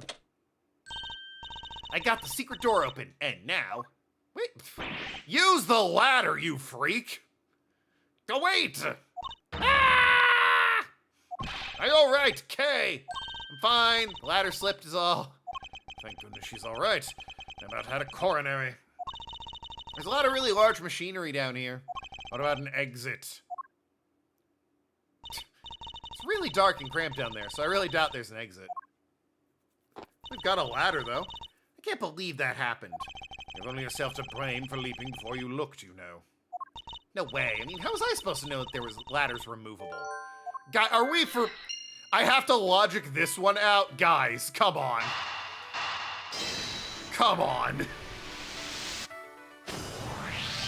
Damn, the only way out's that window, and all we have is this removable ladder. If only there was some way to... Wait a minute? I've got something. I figured out how we'll escape this prison. Oh? So how are we gonna bust out? Okay, come on. It seems your reckless actions were of use after all. Are you actually praising me? More of a thank you for giving me an idea regarding this ladder. The underground ladder? What about it, guys? This ladder isn't just for those who wish to go down. Oh, I see. If we use this... Yes, I believe it's long enough to reach the top of those lockers. Well then, what are we waiting for? Dumbasses. Alright, now we can get out of here. Yes, we spent the entirely too much time in here. Oh, did I miss something? Hold on. This game also has a step ladder achievement. Was that this case that I needed? Episode 5 of the first game and 3 of the second game. Okay. Fair enough. Anyway. Kidnappers who held me hostage, now a mysterious Interpol agent. This case is only getting started, and I'll be the one to bring it to a resounding end. In the Old West, the 10-gallon hat saloon. A scramble of footprints there. Well then. Looks like it stopped raining for now. Yeah, thank goodness. You have no idea how hard it was raining earlier. Mr. Edgeworth. Ah, it's Gumshoe. I'm so glad you managed to escape, sir. I was so stressed that I thought my heart was gonna give out. Is it Gumshoe? May I ask what in the world that is? Well, that's, Oh, small squad. And the Blue Badger, I think. MIB. Man in Black. Count off. 1, 2, 3, 4, 5, 6, 7, 8. 98, 99. Shifu, all 99 members are here accounted for, sir. I think it's also Sifu, not Shifu, but... This fucking guy. What the heck do you think you're doing, counting my cubs off like that? Don't call them that. For the love of God, I'm begging you. This guy definitely is a furry. Every person is a valuable human being, you get me? And everyone has a name that their parents gave to them. Sometimes that name is stupid. Other times it's Denny Grenton. Ugh. No one is a 2 or a 3. Everyone, regardless of age or rank, is number 1. Got it? Sifu! Sifu! You are Agent Lang, I take it? You infidel! You dare address our Sifu so rudely? Ah! Long Z says, a cub who disrespects others soon feels the disciplinary bite of an elder. Yeah, this dude's a turbo furry. So don't ever forget to show proper respect towards another person. Sheena! This isn't much, but please accept my card. No, thank you. Please accept mine in return. Fair enough. You all see that just now? That's the proper way for 2 people to show their respect. Keep that in mind and you'll get far in life. Got it? Aren't they already federal agents? I feel like they're pretty far in life. Ah, that's right. Francesca did warn me. Something about an elite Interpol agent from the Republic of Zhangfa. Apparently, this man has the highest successful arrest rate in the organization. Agent Lang, why exactly is an Interpol agent involved in the clearly domestic case? That's none of your business, Mr. Prosecutor. How is it not? I've heard a rumor or 2 about you. You solved a murder that occurred during your flight home recently, right? But you sure took a while just to arrest one little flight attendant. How pathetic. How dare you say that about Mr. Edgeworth? His eyebrows are connected to his head. Like the rest of his hair, I mean. That's crazy. Are you saying you could have solved it faster, pal? The comedic relief jumps to the aid of his master. How cliche. What I'm getting at is if I had been there, no one would have died. Oh, you're a real Matthew McConaughey then. Or no. Mark Wahlberg. You're a real Mark Wahlberg. If I had been on 9/11, things would have gone down differently. Direct quote from Marky Mark himself. The fucking dickhead. Huh. I would have solved the entire case, and Agent Hicks would still be with us here today. Agent Lang knew the victim yesterday. Agent Acme Hicks. Hicks was like a brother to me, so now I'm out to take my revenge. Agent Hicks was investigating a smuggling ring with Francesca and a 3rd person. This must be the man she was talking about. In that case, you should understand how I feel as the kidnapped is someone I know. So I ask you, please allow me to participate in the investigation. This isn't your neatly trimmed courtroom of Eden, you know. What? You're out in the wilderness now, Mr. Prosecutor, and you're way out of your league. So no hard feelings, but why don't you go back to your courtroom now, pretty boy? You think I'm pretty? I do, and I don't need the help of a filthy prosecutor. Oh, shit. Sorry, but the truth doesn't need the likes of you to distort it today. One of the famous actors being or saying some half-witted shit is nothing new. Yeah, but very famously, Mark Wahlberg, like, right after 9/11 happened, was saying if he had been on the plane, he was like, if I had been there, it would have gone down different. And it's like, shut up, you disrespectful idiot. Who uses the adjective filthy to describe a prosecutor? And why? Why do I feel such an intense loathing emanating from him? Loathing, unadulterated loathing. For your face, your voice, your clothing, I loathe it all. Every little trait, however small, makes my very flesh begin to crawl. My mom really liked the Wicked soundtrack. She would play that in the car all the time. I know I'm not beating the bisexual disaster allegations, don't get me wrong. But my mom really liked Wicked and would just blast that shit. All those songs are up there somewhere. All right, men. Good job on the perimeter around Gatewater Land. Now find me the kidnapper and bring the punk to me. Dismissed. Sir! Now then, Mr. Prosecutor, you sit tight here and don't cause any trouble, understand? Wait! Can't I just leave? Like, you're gonna keep me at the 10-gallon hat saloon? Why can't I go home, at the very least? Mr. Edgeworth. Sorry. It's been a while since I last met somebody so disagreeable. Why, of all places, did he show up here? And completely out of the blue at that? I suppose I'll have to ask Detective Gumshoe to fill me in on that. Alright, Gumshoe, what's the story? Good job, Detective. Everyone? Prosecutors real and fictional aren't exactly known to be squeaky clean these days. Well, it's an interesting system, isn't it? It is their job to convict the guilty party. This game paints them in a much more favorable light, more so, it is their job to discover the truth of what happened. Lawyers are a sort of very noble profession in this game, for the most part. Our main cast are not interested in getting a not guilty or guilty verdict. They're far more interested in figuring out what really happened. Sir, we're losing sight of me and the kidnapper and allowing my investigation to be hijacked. Sir, I look forward to your next month's salary assessment. But the case isn't lost yet, sir. I'm gonna show you just how much of a bad dick Gumshoe can be. Should I prepare the 21 gun salute now or later? Detective, are you sure it was a precinct that called for backup? Of course, sir. I think I would know the number to my own precinct like the back of my hand. Poor Gummy. Yeah. Then why did an Interpol agent show up instead with an army of his own agents? That, I have no idea. About 5 minutes after I made the call, that wolfman showed up out of nowhere, sir. Agent Lang definitely has an agenda, so the question is, what is he after? Mr. Edgeworth, I was wondering if I may ask one thing, sir.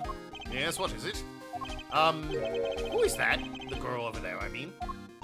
I'm Mr. Edgeworth's assistant, Kay Faraday. What? Funny, I don't recall making you my assistant. Yeah, I'm Mr. Edgeworth's assistant, pal. Me. It's been like this since forever. Sorry, but I just stole your supporting role. How could you say something so serious with a giant grin on your face, pal? Mr. Edgeworth, we've got a thief on our hands, sir. She stole my wool, sir. A little bit meta, actually, since, she kind of does. She becomes the assistant for the rest of the game. And, in the second game, Gumshoe is barely in it. I'm taking her in, getting her convicted, and making sure she serves out her sentence. Oh, come on, it'll be fun, like musical chairs. You better stay fast on your feet. No way. I won't. I will not lose the spotlight to you, widow girl. And then he did.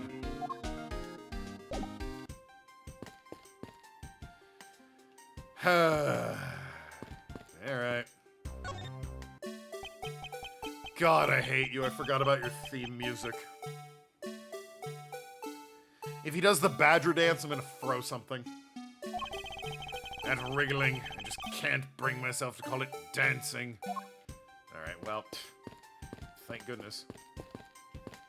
An old-fashioned rocking chair, the kind that makes you feel instantly at ease. There's something written here. A soothing 10-minute sitting for only $100! I see. Reverse psychology. Make it so expensive no one would dare sit on it. I guess. So what's the story with you? If you could just let me through, yeah? Sorry, can't let anyone through. Agent Lang's orders. Suppose I'll have to deal with this impasse for now. If you could let me through. Okay. Horizontal bars used for tying up horses. Apparently you can ride real horses at the cowboy ranch area just up ahead. Is it possible the culprits have already escaped with the help of a stolen horse or two? Quite the sight! Under Agent Lang's orders, we already rounded up all the horses. And every last one of them has been accounted for. Agent Lang is good, although I won't go so far to say as I'm impressed just yet. An empty barrel. I venture to guess its only purpose is set the mood. It's a cactus, and there's something written on this sign. This cactus is a very gracious gift of Gatewater Land from the local police precinct. They gave him a cactus? A Can't believe the police went so far as to even donate a cactus to this place.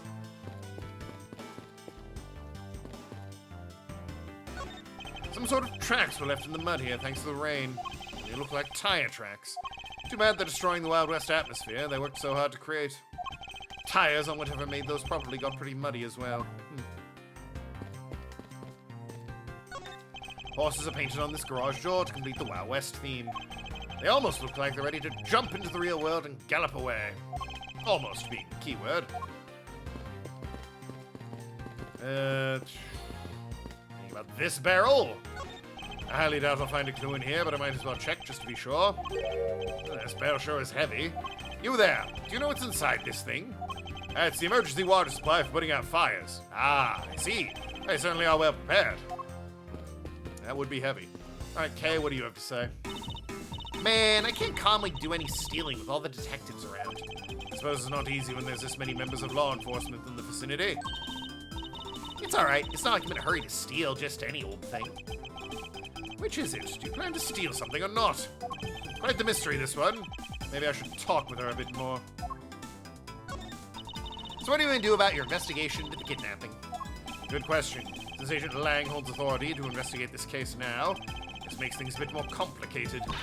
Oh, come on. Can't let that stop you. I'll even lend you a hand, so let's go. You're a self-purported great thief, are you not? I don't believe I can let somebody of an unlawful nature participate in an investigation. You don't like to listen, do you? I'm not just any old great thief. I'm the Yatagarasu. And I said earlier, the Yatagarasu is after one thing and one thing only. What is that, anyway? What is this one thing and one thing only that you're after? The Yatagarasu is only interested in one thing, and that is the truth. I see. It was 7 years ago. What? I was a vigilante who a vigilante who threw the business world into panic. Labeled mysterious and phantom-like, the Yatagarasu appeared and vanished at will. Though we still don't know much about this thief's ultimate goal, we do know the targets. The Yatagarasu like to find and publicly disclose evidence of corrupt dealings of all sorts. Once a target was chosen, no dramatic calling card or announcement was set forth. Instead, the chosen corporation was infiltrated without even the target noticing. Days later, the evidence that was found was set out to the mass media, along with a card with the mark of the three-legged raven. Looking back, I suppose you could call what the Yatagarasu was stealing the truth. Could this child really be the successor to the original Yatagarasu? But that can't be, can it? Well, she's old enough, I guess. Lance, Lance, where are you, son? Oh, it's this guy.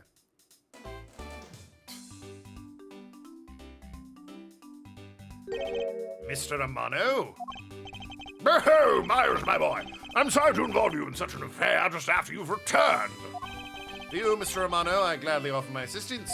After all, I have you to thank for how well things turned out during my time abroad. If it wasn't for you, I might not have been introduced to that law office and had the chance to study the inner workings of another country's judicial system. He has enormous earlobes. He sure does. Isn't that like a thing, though? Like, Japanese culture, old money or whatever, has like the big earlobes.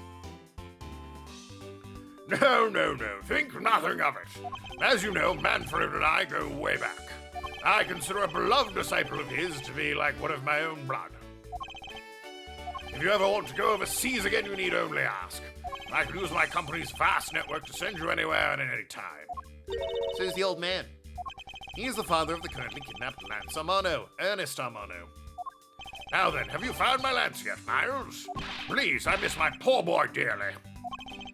I'm terribly sorry, but your son's whereabouts remain unknown, Mr. Amano. But wait, hold on. What happened to all that money? I believe the 1 million has been stolen. The culprit's now on the run. What? Poor old man. Don't you have anything you can give him to cheer him up, Mr. Edgeworth? Forgive me, Mr. Amano. Do I? I sure don't. I'm a lawyer. Ah, see, that bad reminds me of Manfred.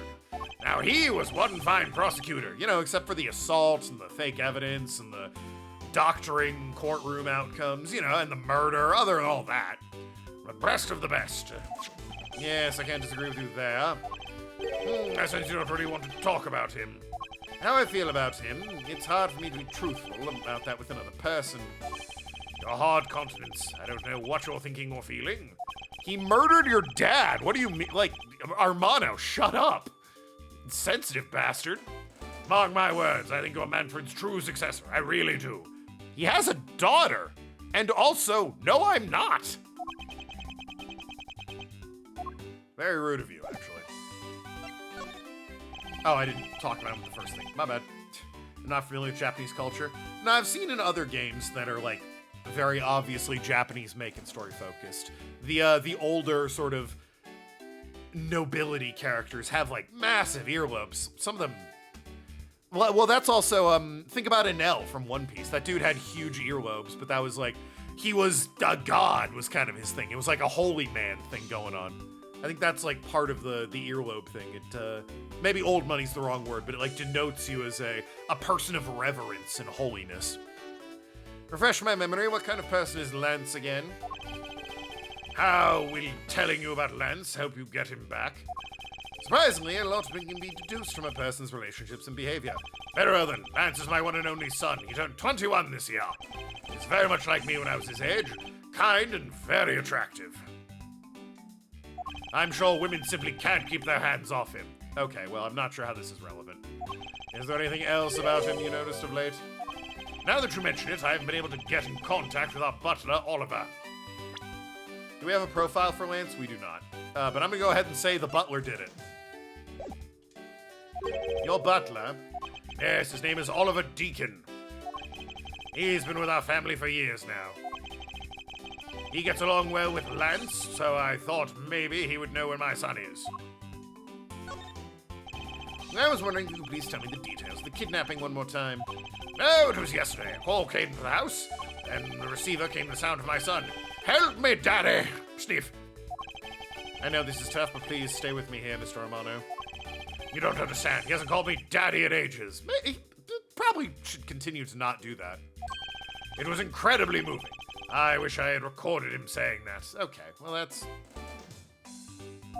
You definitely should have recorded that conversation. But not for the foolish sentimentalities of an old man. Mr. Romano, could you please tell me a little bit more about your butler, Mr. Deacon?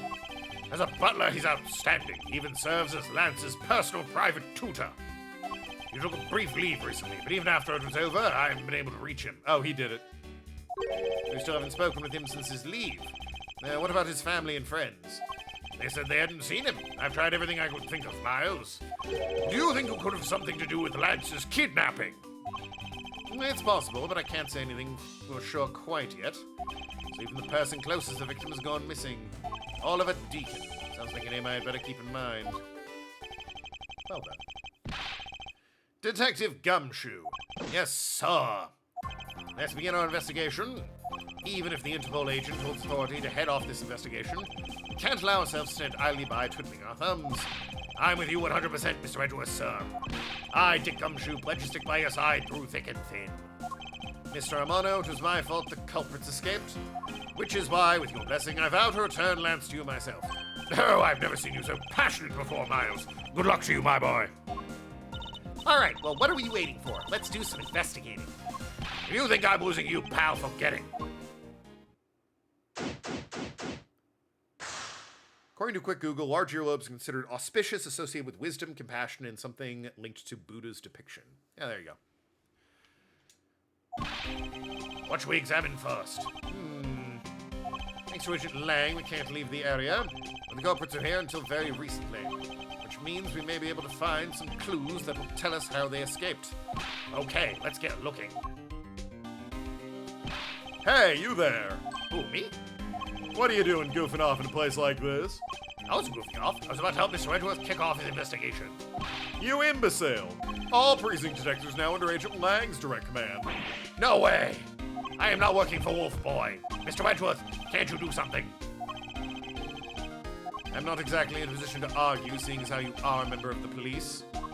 Good, now let's go. No! Boy, have I got just the job for someone of your talents. In Japan, that is. Yes, of course. Well, that was exciting. Okay. What? Can't you tell I'm ready to get down to some detective work? You should go home. Your parents must be worried about you. Oh, come on. If I only get to be your assistant and you try and ditch me. I don't recall offering you the position. Nah. Why do you have to be so difficult? Besides, it's already too late, you know. Like I said, I've already stolen the position of assistant a while back. You're the only one asserting that. Well, by the time anyone notices it's already gone, that's the Yarigarasu way. You shouldn't speak so lightly of things you know nothing about. Fine, whatever. You win. Go ahead and do your little investigating. But the talented assistant K is going to tag along no matter what you say. Even if she turns out to be useless, she's not going to listen to me. I might as well surrender and let her come along for the ride. It's a 17-year-old child. She looked after herself to a certain extent. Poor Gummy. Yeah, well. I gotta look at this cactus first. There's a blurb about the cactus here. This cactus is a very gracious gift to the Gatewater land from the local police precinct.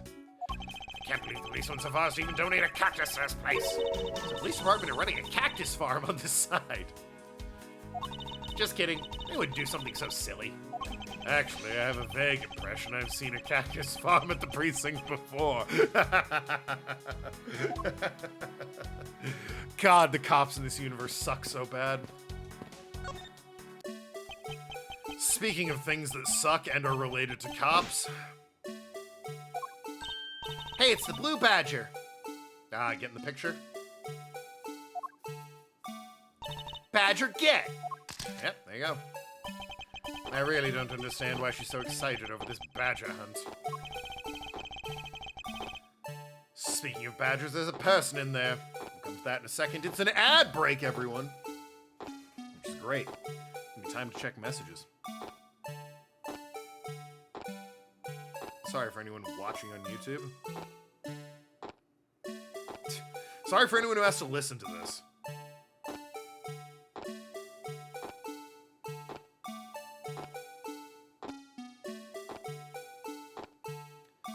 Just looking at headlines.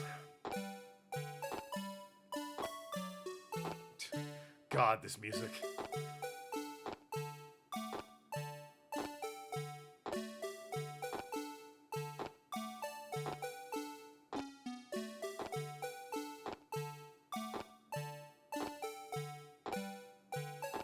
Forgot how annoying the Blue Badger music is. Yeah, it came at the worst time as well.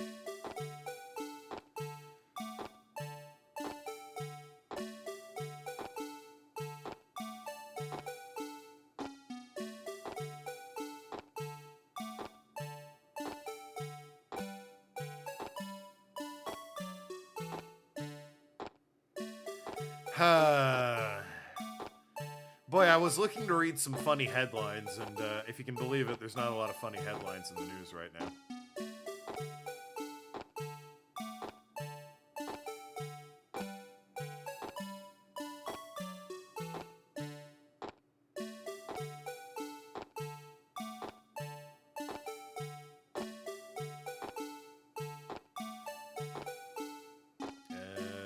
Maybe if I followed more happy people, just as a thought.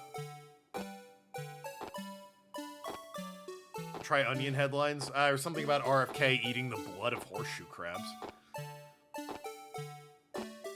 Ooh, here's a fun one. Jeff Bezos of Amazon had a $50 million wedding in Venice surrounded by billionaires, celebs, and elite, but the true threat to American workers and democracy, I see, is Zoran Mamdani. I hope I pronounced that right. And AOC who want affordable housing, healthcare, and high wages. Yeah, Bezos getting chased out of Italy is great. Love that. Love that. Shout out to Italy for that one. You heroes. You goddamn legends. Just big shout out to all of Italy.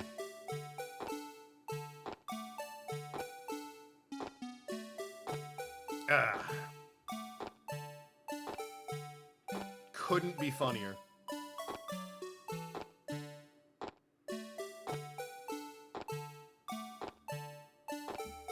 Anyway, ads are over. Let's get off this horrible music. There's a person in the Badger. Mr. Badger, I wonder if you might share with me what you saw. He's doing that contorted, wiggling dance again. Aha! Oh, God. You. He was from Rise from the Ashes, if I recall. The, extra case for Phoenix Wright 1 that was, interestingly, not in the original Game Boy game, added for the DS to show off touch controls with, like, rotating things in the screen. DLC on the Wii, you had to buy the game and then you got the Rise from the Ashes case separately. Back when the Wii had, like, downloadable titles and you had to buy it with points. The Wii port of this game I actually quite like. Because you could, like, point the Wii remote and it would go, objection, when you did. It was really cool. We'll never see it again, though. It was also the first time they had pixel art on the TV. The games that come after that were all smoothed and cleaned up. Heard they recently fucked over Alex Jones by buying InfoWars. Boy, they did, but then Alex Jones and his lawyers declared, like... They declared, like, mistrial or, like, rigging an auction or something, and they were trying to get that overturned. Even though The Onion absolutely bought it. Ahem. My voice for Meekins. Ahem. Ah, you've uncovered my undercover identity, sir. I was to remain hidden under that head, sir. Aren't you Officer Meekins? Sir! Mike Meekins reporting for duty, sir! This man was a witness in one of the cases I headed 2 years ago. Yeah. About the only thing I remember about this officer is that he often spoke and acted before he thought, which gave me a great deal of headaches. Is he a friend of yours, Mr. Edgeworth? I've met him in a courtroom once before. Why was he so upset when we unmasked him? Does he have something to hide? Also, why is a cop as the blue what? Officer Meekins, why are you standing here wasting time? Sir! Because I am not a police officer right now, sir. I am the Blue Badger. And I'm creating memories and dreams for the kids. There's never a waste of time, sir. I have a dream to become as big as Detective That's your fucking bar? That's the goal? Are you out of your mind? What the hell? How low is your fucking current status in life that aiming up is Detective Gumshoe? Excuse you? What? God damn.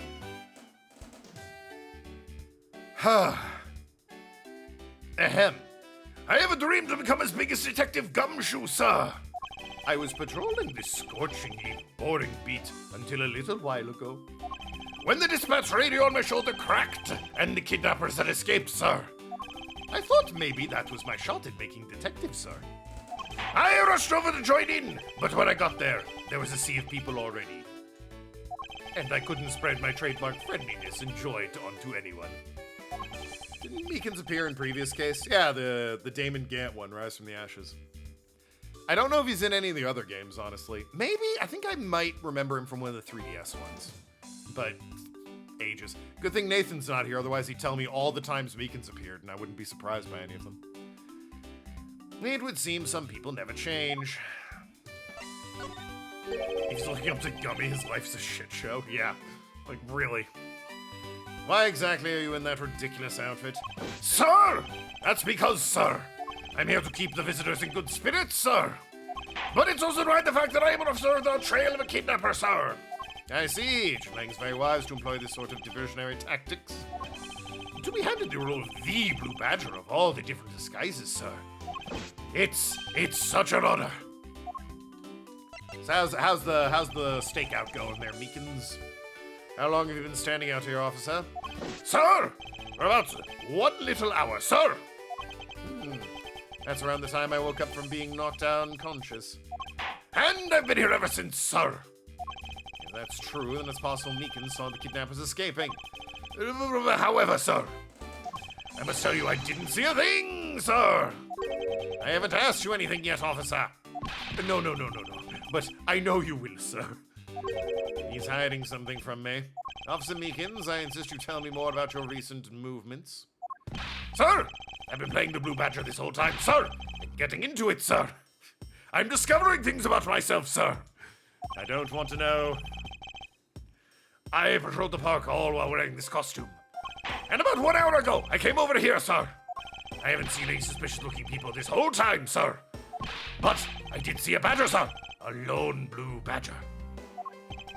What you just said now is contradictory to the facts. How so, Mr. Edgeworth? This is what often makes it contradicts. There's only one, right? The Take that! thing. The contest, the photo rally. Officer Meekins, let's back things up. I'd like to ask you about your last statement. Sir, of course, sir. If that's your wish, Mr. Prosecutor. This little patrolman will wait as long as I am commanded to wait. You said that you saw a blue badger, correct? And yet, if you take a look at this, what you saw was not supposed to happen. The park is supposed to have only one of each badger at any given time. Which means that as long as you are the blue badger, Officer Meekins, you should not have seen another blue badger wandering the premises. What, sir? That would mean there are 2 blue badgers walking around. But why?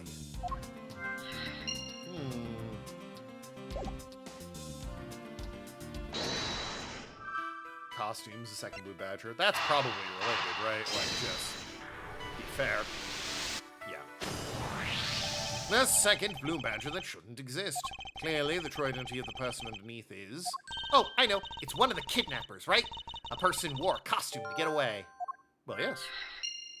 Precisely. After all, the costume that went missing from the storage area are a blue badger, a proto badger, and a bad badger. Yes, those 3. So, there are 3 phony badgers running around in the park somewhere, huh? Well, only 1 point of logic, so... Kay has new things to say about things. What's the paint on the garage door? They look so lifelike, don't you think? Are you thinking of wrangling or rather stealing them? If you can coax them out of there, sure. Come on. I know you can sweet talk them out. I could be holding a cube of sugar in my hand and they wouldn't budge. It's true. Hey, there's a bunch of footprints in the mud over here. I remember hearing rainfall out a while ago while I was being held here. Yep, it was just passing rain. That's why the ground is already pretty much dried up. I should be thankful it left us with some nice footprint samples. You know what? I bet if we followed them, we can find out where the kidnappers went. Plus, we'll be able to spot them because of their muddy shoes. I don't think it'll be that easy. Why not? Look carefully. There are quite a few different sets here. Either some employees didn't get the memo or the kidnapper used costumes as disguise. I feel like the employees would have gotten the menu if it's like a park-wide event. Only one person's on badger duty today, and it's Steve. So yeah, I'm gonna assume the kidnappers, also because they tied me up in the locker rooms with the rest of the costumes, I'm gonna assume the kidnappers are using them. Oh, that's true. We don't know what kind of shoes they were wearing. If only we knew... Oh, well, we know. They were mascot costumes. Yeah, they used the costumes to escape. Now that we know the kidnapper was wearing a badger costume, these footprints from earlier take on a new and very significant meaning. Oh, you mean now we know which tracks belong to the kidnappers, right? Yes, more than shoe prints, we need to follow the paw prints of the badger. Okay, Miss Edgeworth, it's time to use those footprints to go badger hunting. So looking for footprints made by a costume. Hey, I think I found them. There are 2 sets here. Yeah, they both look like possible candidates. This set's walking off to the west. It just stops. Can't make heads or tails of where it's headed from here. I think we assume it's headed towards the stadium. I wonder where the other set leads. This one's headed east.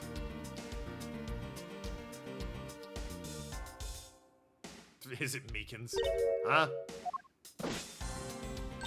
Quick, Miss Edgeworth, I've got him. I got one of the culprits. Ah! No! I am not the kidnapper, sir! Down, Kay. Clearly those footprints belong to Officer Meekins. But our criminals were each wearing a costume. Aha! Maybe they came over to this garage for something. That's what I would suppose. Officer Meekins, if you could step aside for a moment. You need to examine the garage. Sir! Roger Wilco, sir! Shout out to Space Quest. Let's open the shutter and see what we find. Maybe we'll find the kidnappers hiding inside. That would be very convenient. Ah! Badgermobiles. Oh, shit! What in the...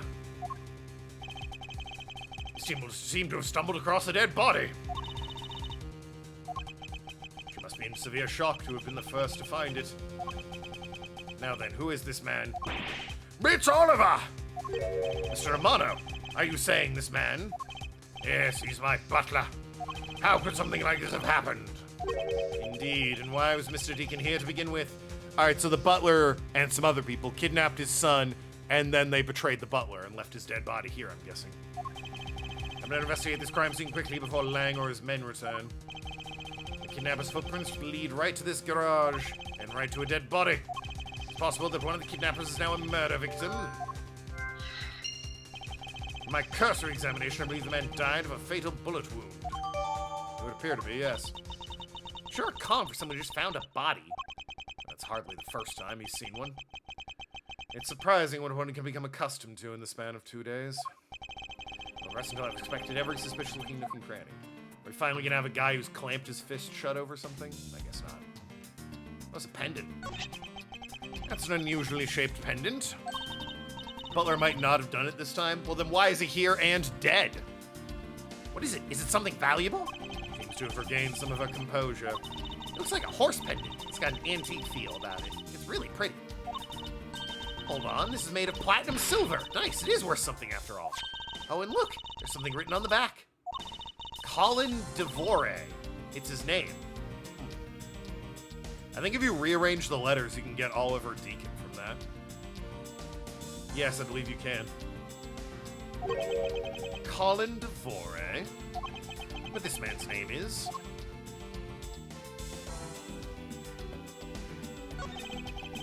As long as that Interpol agent has control of this case, I'm not going to be able to have a real autopsy done on the victim. I'm no doctor, but let's see what I can piece together myself. I had 2 gunshot wounds, one in his abdomen and one in his shoulder. They shot the guy twice? That's rough. So that means he was shot twice. No, I don't think so. I think the abdominal entry wound and the one near the shoulder is the exit wound. Oh, rough. It entered his abdomen, traveled all the way up his body and out his shoulder? Damn. That's a hell of an angle to shoot a guy from. Nice, I knew you could figure it out. It comes with experience, and I've seen my share of crime scenes. Speaking of experience, this crime scene seems a bit too clean for a murder where the bullet went clean through. I should make a note of this oddity. That's about the hand.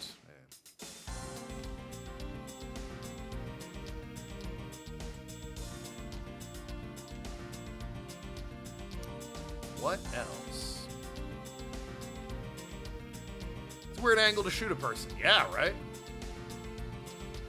What if he just, like, dropped the gun, it fell, and it went off by accident, like, at his feet? Like, dropped a revolver or something, and it all went horribly wrong, so the other kidnappers had to hide the body. I'm still operating under the assumption he kidnapped him. Why would he, like, disappear and then reappear? And, ooh, he's in a kidnapping case. But, it's not related or anything. Don't worry about it. Something I can deduce, maybe? What's my...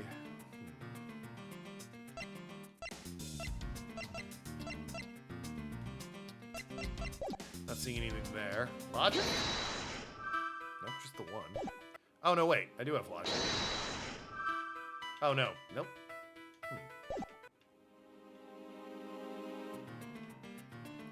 I don't know what it wants me. Normally, it takes me out of it when I've seen everything.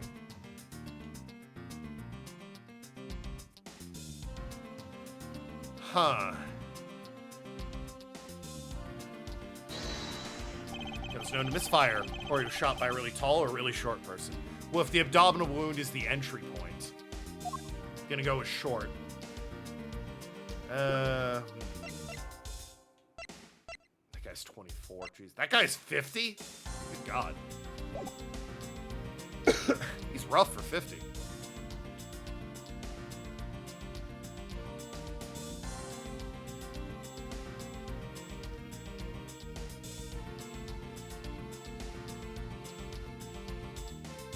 Nothing else. I'm looking just like for the yellow light up on the cursor.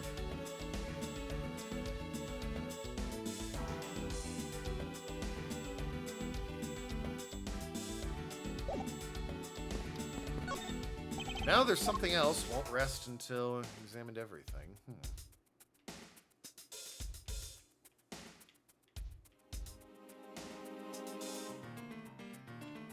It's not the parking spaces. It's not this truck. What's that rough life? Dude looks big. Better looking 70-year-olds, yeah. I mean, don't get me wrong. He looks fine, but not for 50. That is some hollowed cheeks you have, sir. Map and attractions. Wild West Main Gate Stadium. Haunted House. And a recreation of the Gatewaterland Hotel. They have a pirate ship. It's quite the big haunted house they have. Roller coaster over there at the stadium. Snazzy looking park.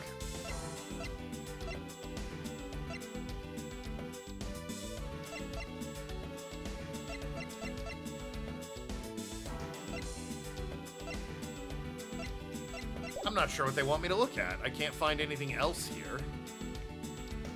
There's nothing typically or terribly contradictory about anything. I don't have any other logic points.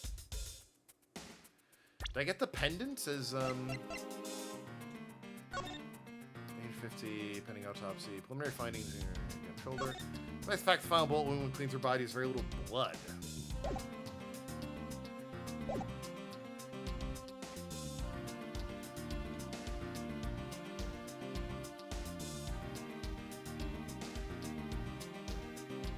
I just don't know what the deduction would be if I were to deduce anything. Talk to Armano about it, maybe? That's my butler, Oliver. Something like this happened.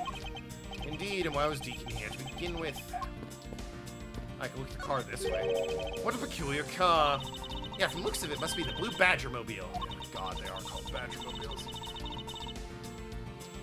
And it has 3 tires, so maybe it left those tire tracks behind? Maybe. That's simply not possible. Huh? Why? Take a look at the tires. There's no mud stuck to them. Therefore, it must have been here since before it started to rain. Gotcha. Good eye. Shame I don't see any other clues around. No, you've got nothing to add. If you could just let me through, I mean, also go get Lang. There's a dead body here. Look at the tracks. It's clearly something else. I don't have any logic points. It's just the victim was the kidnapper.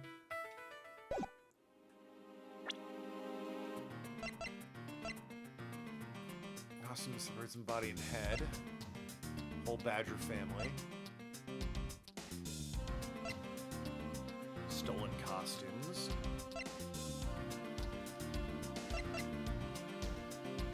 I have no idea. I could re-examine some things, I guess.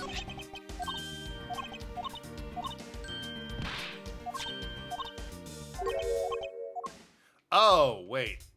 Oh, I guess his name is wrong, so I guess I still can't present profiles, but... Why does he have a pendant for this Colin Devore?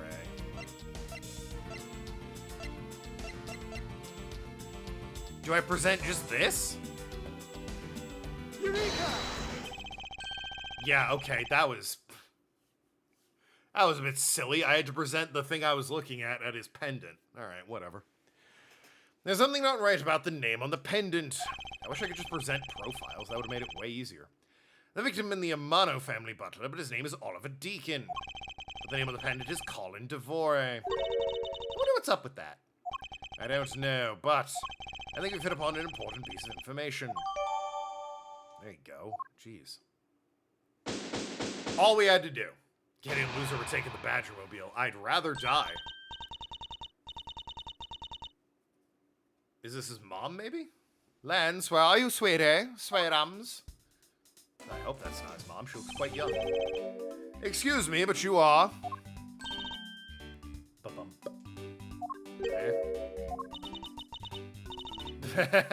True. Oh, this is bad. He's really good looking. Ah, stop it, Lauren. Can't let yourself fall for a playboy like him you're in love with. Sounds like someone doesn't know the meaning of the phrase inner monologue, huh? Ahem, sorry to interrupt your conversation, but might you be a friend of Lance? Yes, I'm Lance's girlfriend. My name is Lauren Pops. And I suppose your nickname is Lolly, by chance. His girlfriend?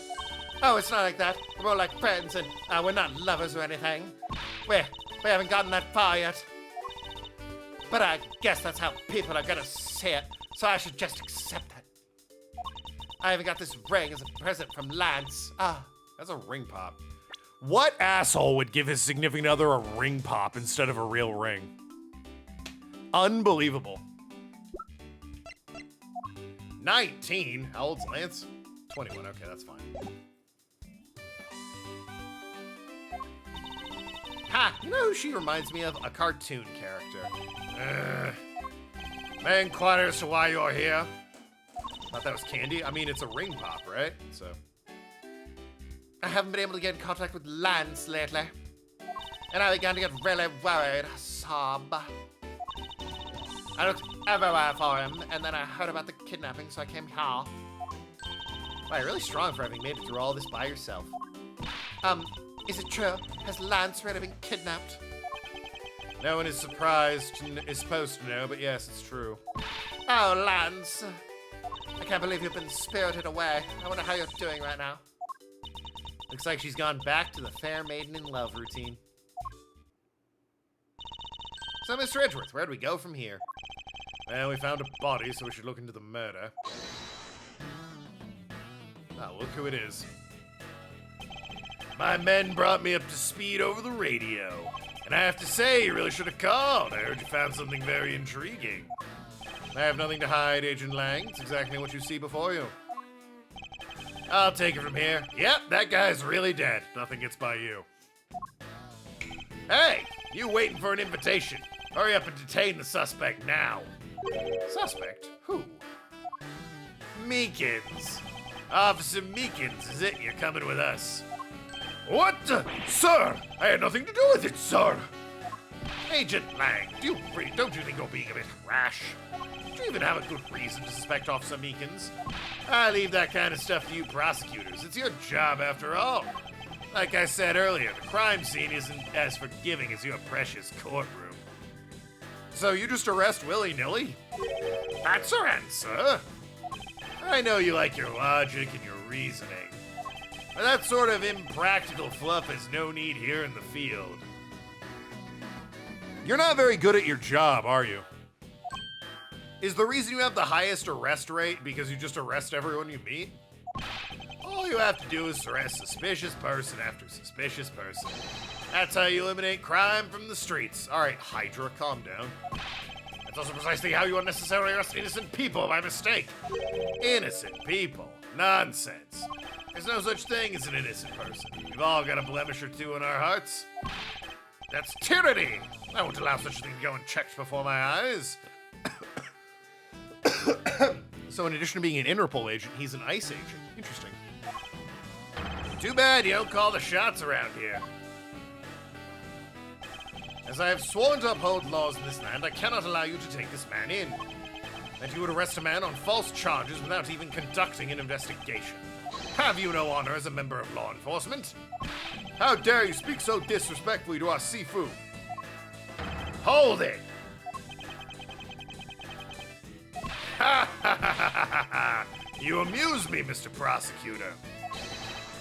You know, it's also not forgiving these hands. Lang Z says every pack has its own rules. If you can play by their rules and come out on top, that is true victory.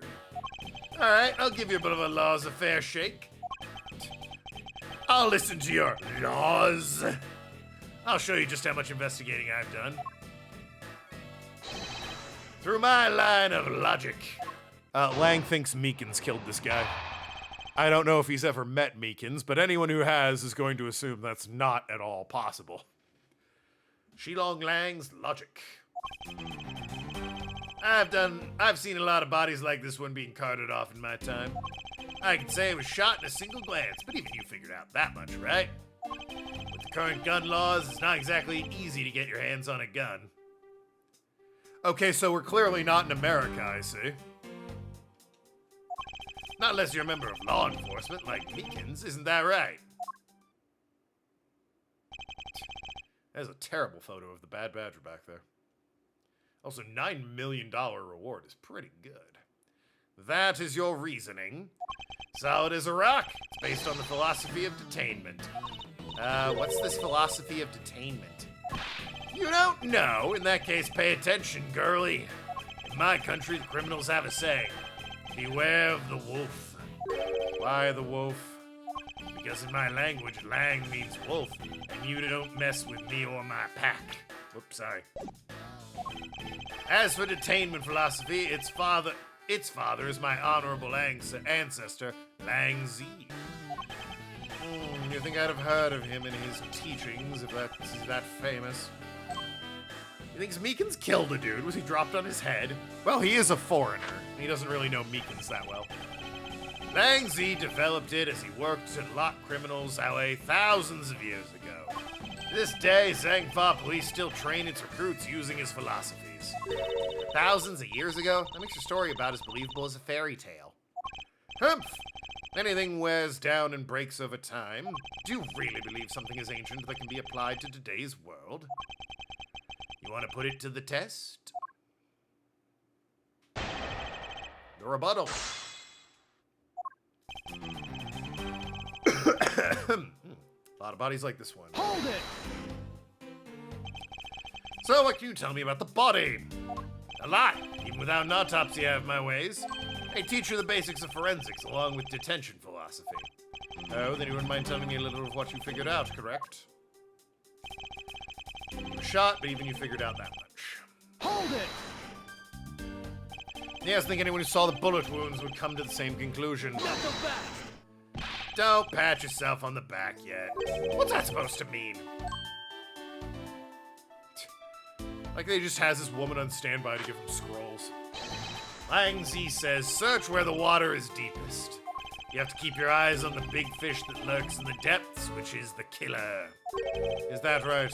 And what would you know about the killer?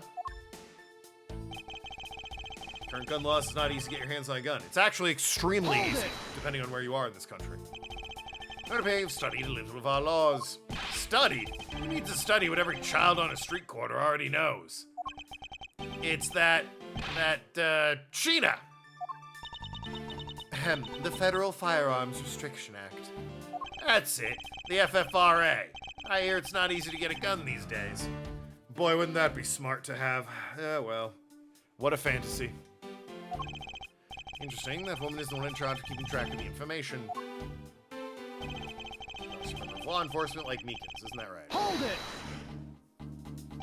If that's the case, there's plenty of other officers who could be potential suspects. You're not seriously going to arrest each and every one of them, are you? As if I would need to. I already looked into everyone else here. Oh? Other than Meekins, I know no one else's weapon has been fired. How did you check every single person's weapon in a short span of time? That's because each and every one of my subordinates is extremely capable. It didn't take more than a few minutes to conduct the entire investigation. The power of sheer numbers. But you have yet to check Officer Meekins' weapon, correct? Thanks for reminding me. Hey, you! Show me a gun. This Lang Z is supposed to be a cheap stand-in for Sun Tzu. I believe that's definitely what it's inspired by, yes. Oh! What's wrong? Why does he look so sickly pale all of a sudden? Gun. What did you say? I can't hear you. Stop mumbling and spit it out already. Sir!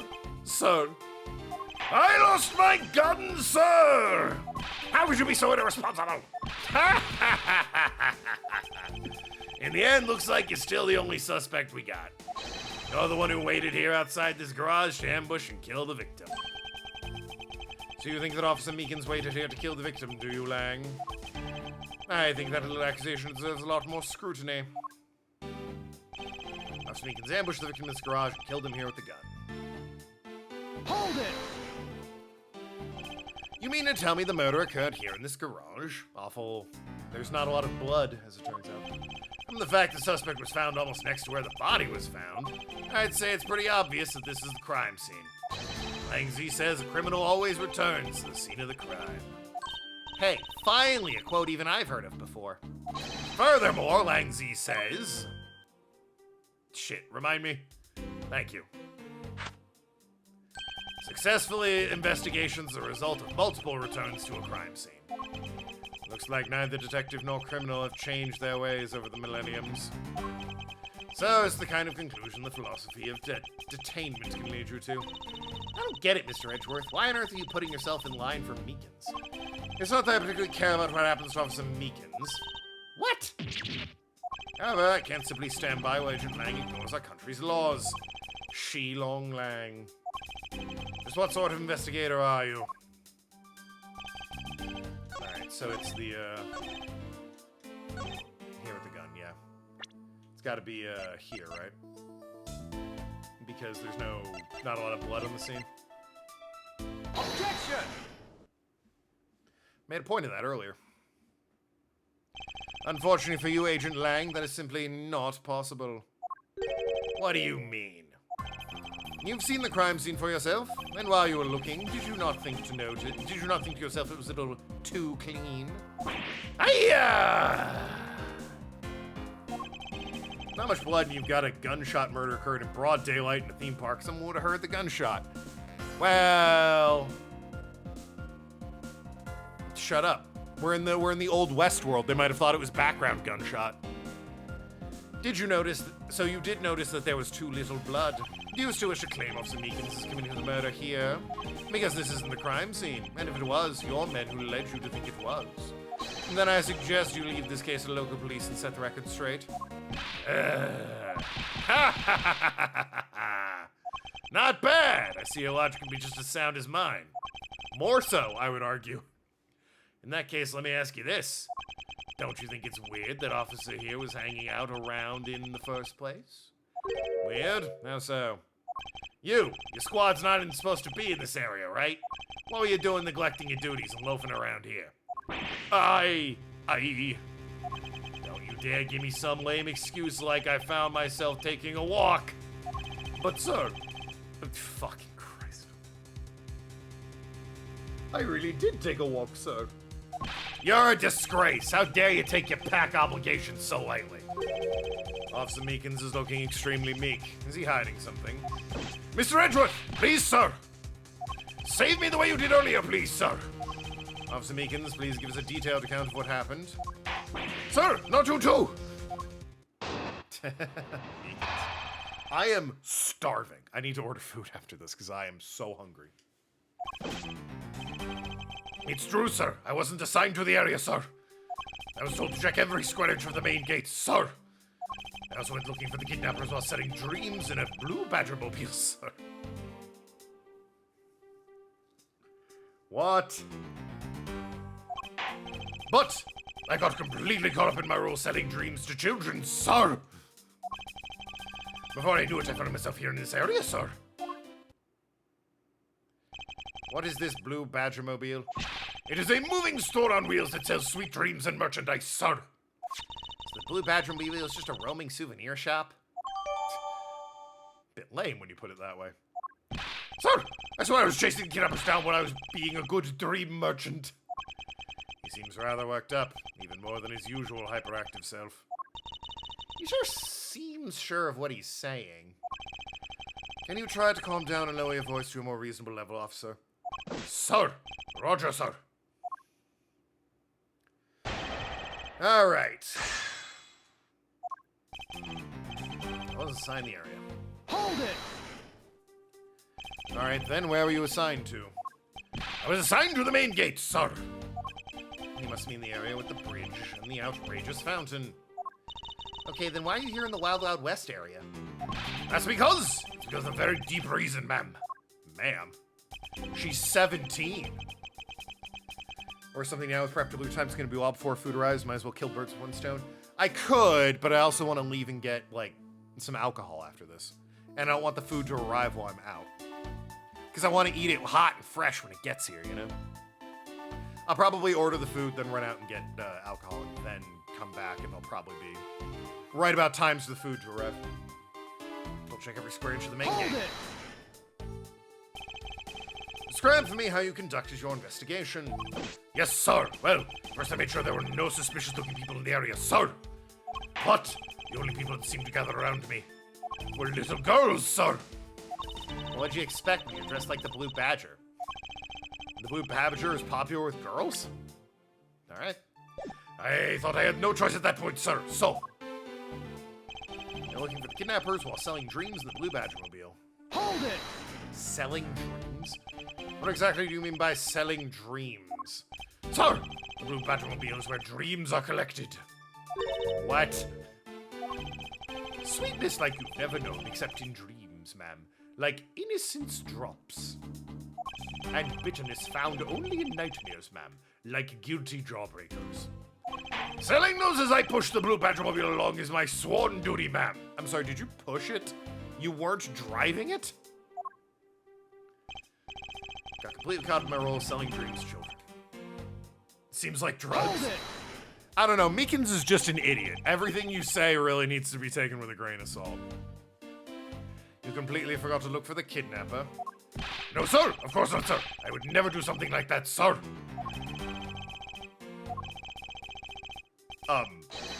You're absolutely right. Well, we're good at forcing people to confess. Wow, you're good at forcing people to confess things, Mr. Edgeworth. To be frank, I'm just a little man, sir. I'm better at selling kids a few small dreams than looking for a big crook, sir. Hold it!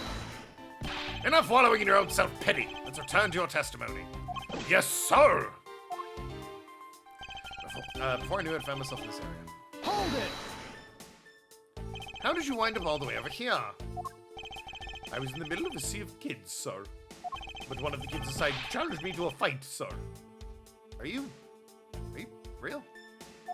I had to run away from the child's painful drop kicks, and before I knew it, oh my god. Ha! Good old dropkick. I shot my fair share of those when I was a kid. I was always the best. It was always best when you could really feel one connect with your opponent. In any case, you wound up here for a reason is completely unrelated to the investigation. Sir! That's right, sir. That's not something you should be admitting with your head held high, officer. Forgot about his real job and became the Blue Badger. However, there's one flaw in the officer's story. And I have a feeling he'll need some prodding before he'll spill the beans. Alright, wasn't assigned. Check every square inch of the main gate. The kidnappers will sing dreams to the Blue Badger mobile. What do we have here? Mobile shop was parked inside the garage. Huh. Does it say... Because I think we met the Proto Badger outside the main gate, so... What's he doing at the main gate when the Proto Badger was there? But I'm not seeing that in our evidence. I'm not sure that's the avenue I should be exploring either. There's children's, found myself in this area. Wasn't assigned the area. Square to the main gate. The kidnappers will selling dreams to the Blue Badger mobile. Now in my role, selling dreams to children. Or I knew I found myself here in this area. Oh, is it the, I don't know what statement I would present it on. Maybe this one? But the whole, didn't they point out there's no mud on the tires, so it would have gotten here, like, before or after? Well, it was before the rain, surely. Right? Otherwise, there'd be mud all over it.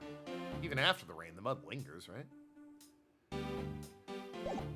Probably the pushing the Badgermobile everywhere, right? Mobile shop on 3 wheels parked inside. Looking for the kidnappers selling dreams in the Blue Badger mobile.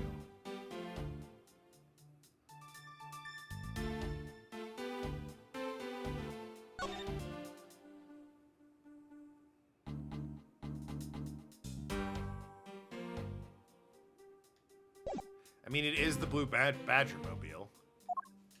The problem is, completely caught up in my role selling dreams to children, sir. Or I knew it, I found myself in this area.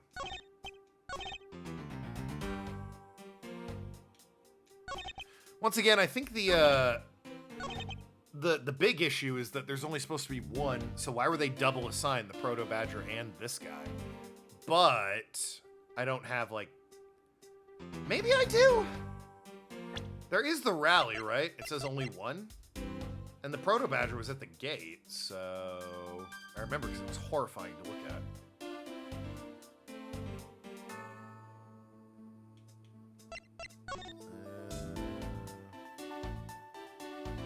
He's just going along. He could easily wind up in the Wild West area. I'll try this here, otherwise I'll try the Badgermobile and, like, him pushing it around. Objection! Nah, that's not it. Okay. Wrong avenue to go down. Mud 6 tire like a bitch unless Meekins wasn't the Badgermobile? Yeah. I don't know anything, sir. I know something's wrong. Officer Meekins definitely hiding something. Check for inch the main gate. I'll sign dreams in the blue Badgermobile. Completely got caught up in my saying dreams, children, sir. All I can think is the blue Badgermobile here because it's not muddy at all. Objection! Okay, yeah, that was it. Officer Meekins, I would appreciate if you didn't tell me such transparent lies.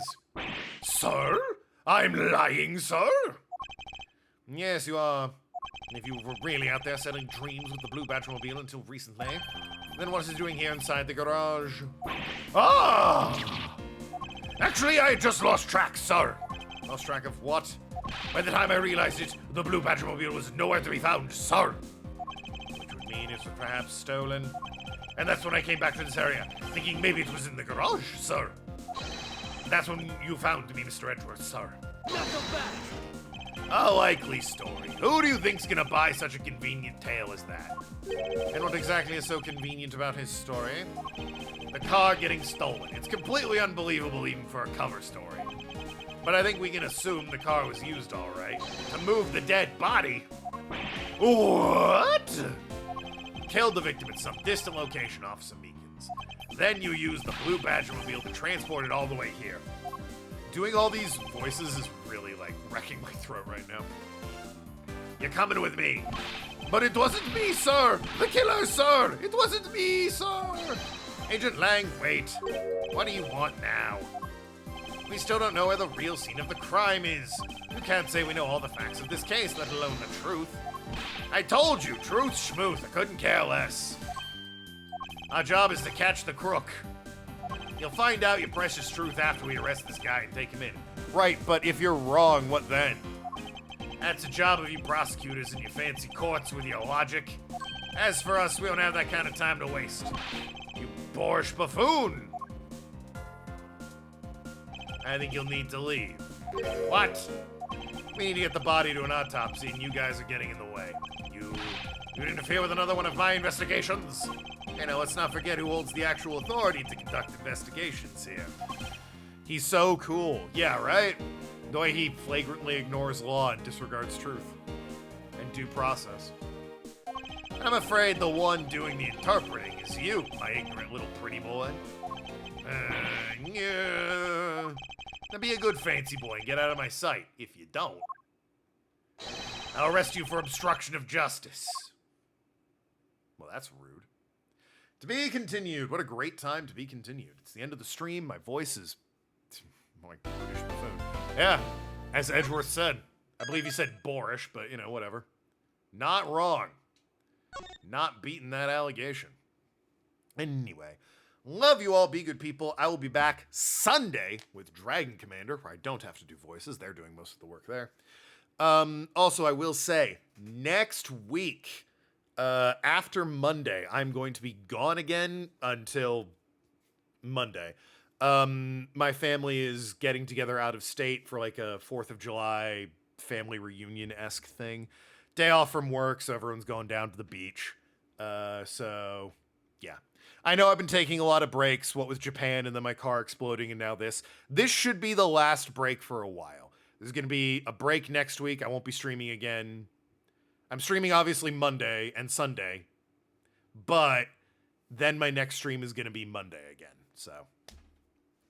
So sorry, but them's the breaks. I can't bring you all to Delaware with me. I know I'm leaving again. But after that, I will be back for... And I'll stream Monday and then a week of break. Pretty much. I'll be back that next Monday after I stream. So 2 days from now I stream, 3 days from now I'm stream, and then I'm off for a week until Monday again. The, I don't know, 7th, I think. Monday the 7th will be when I am back. But anyway, until Sunday with Dragon Commander, love you all, be good people. Talk to you later, you shrewd negotiators, and see you around, ass clowns. Been a while since I dusted that one off. Good night, everybody.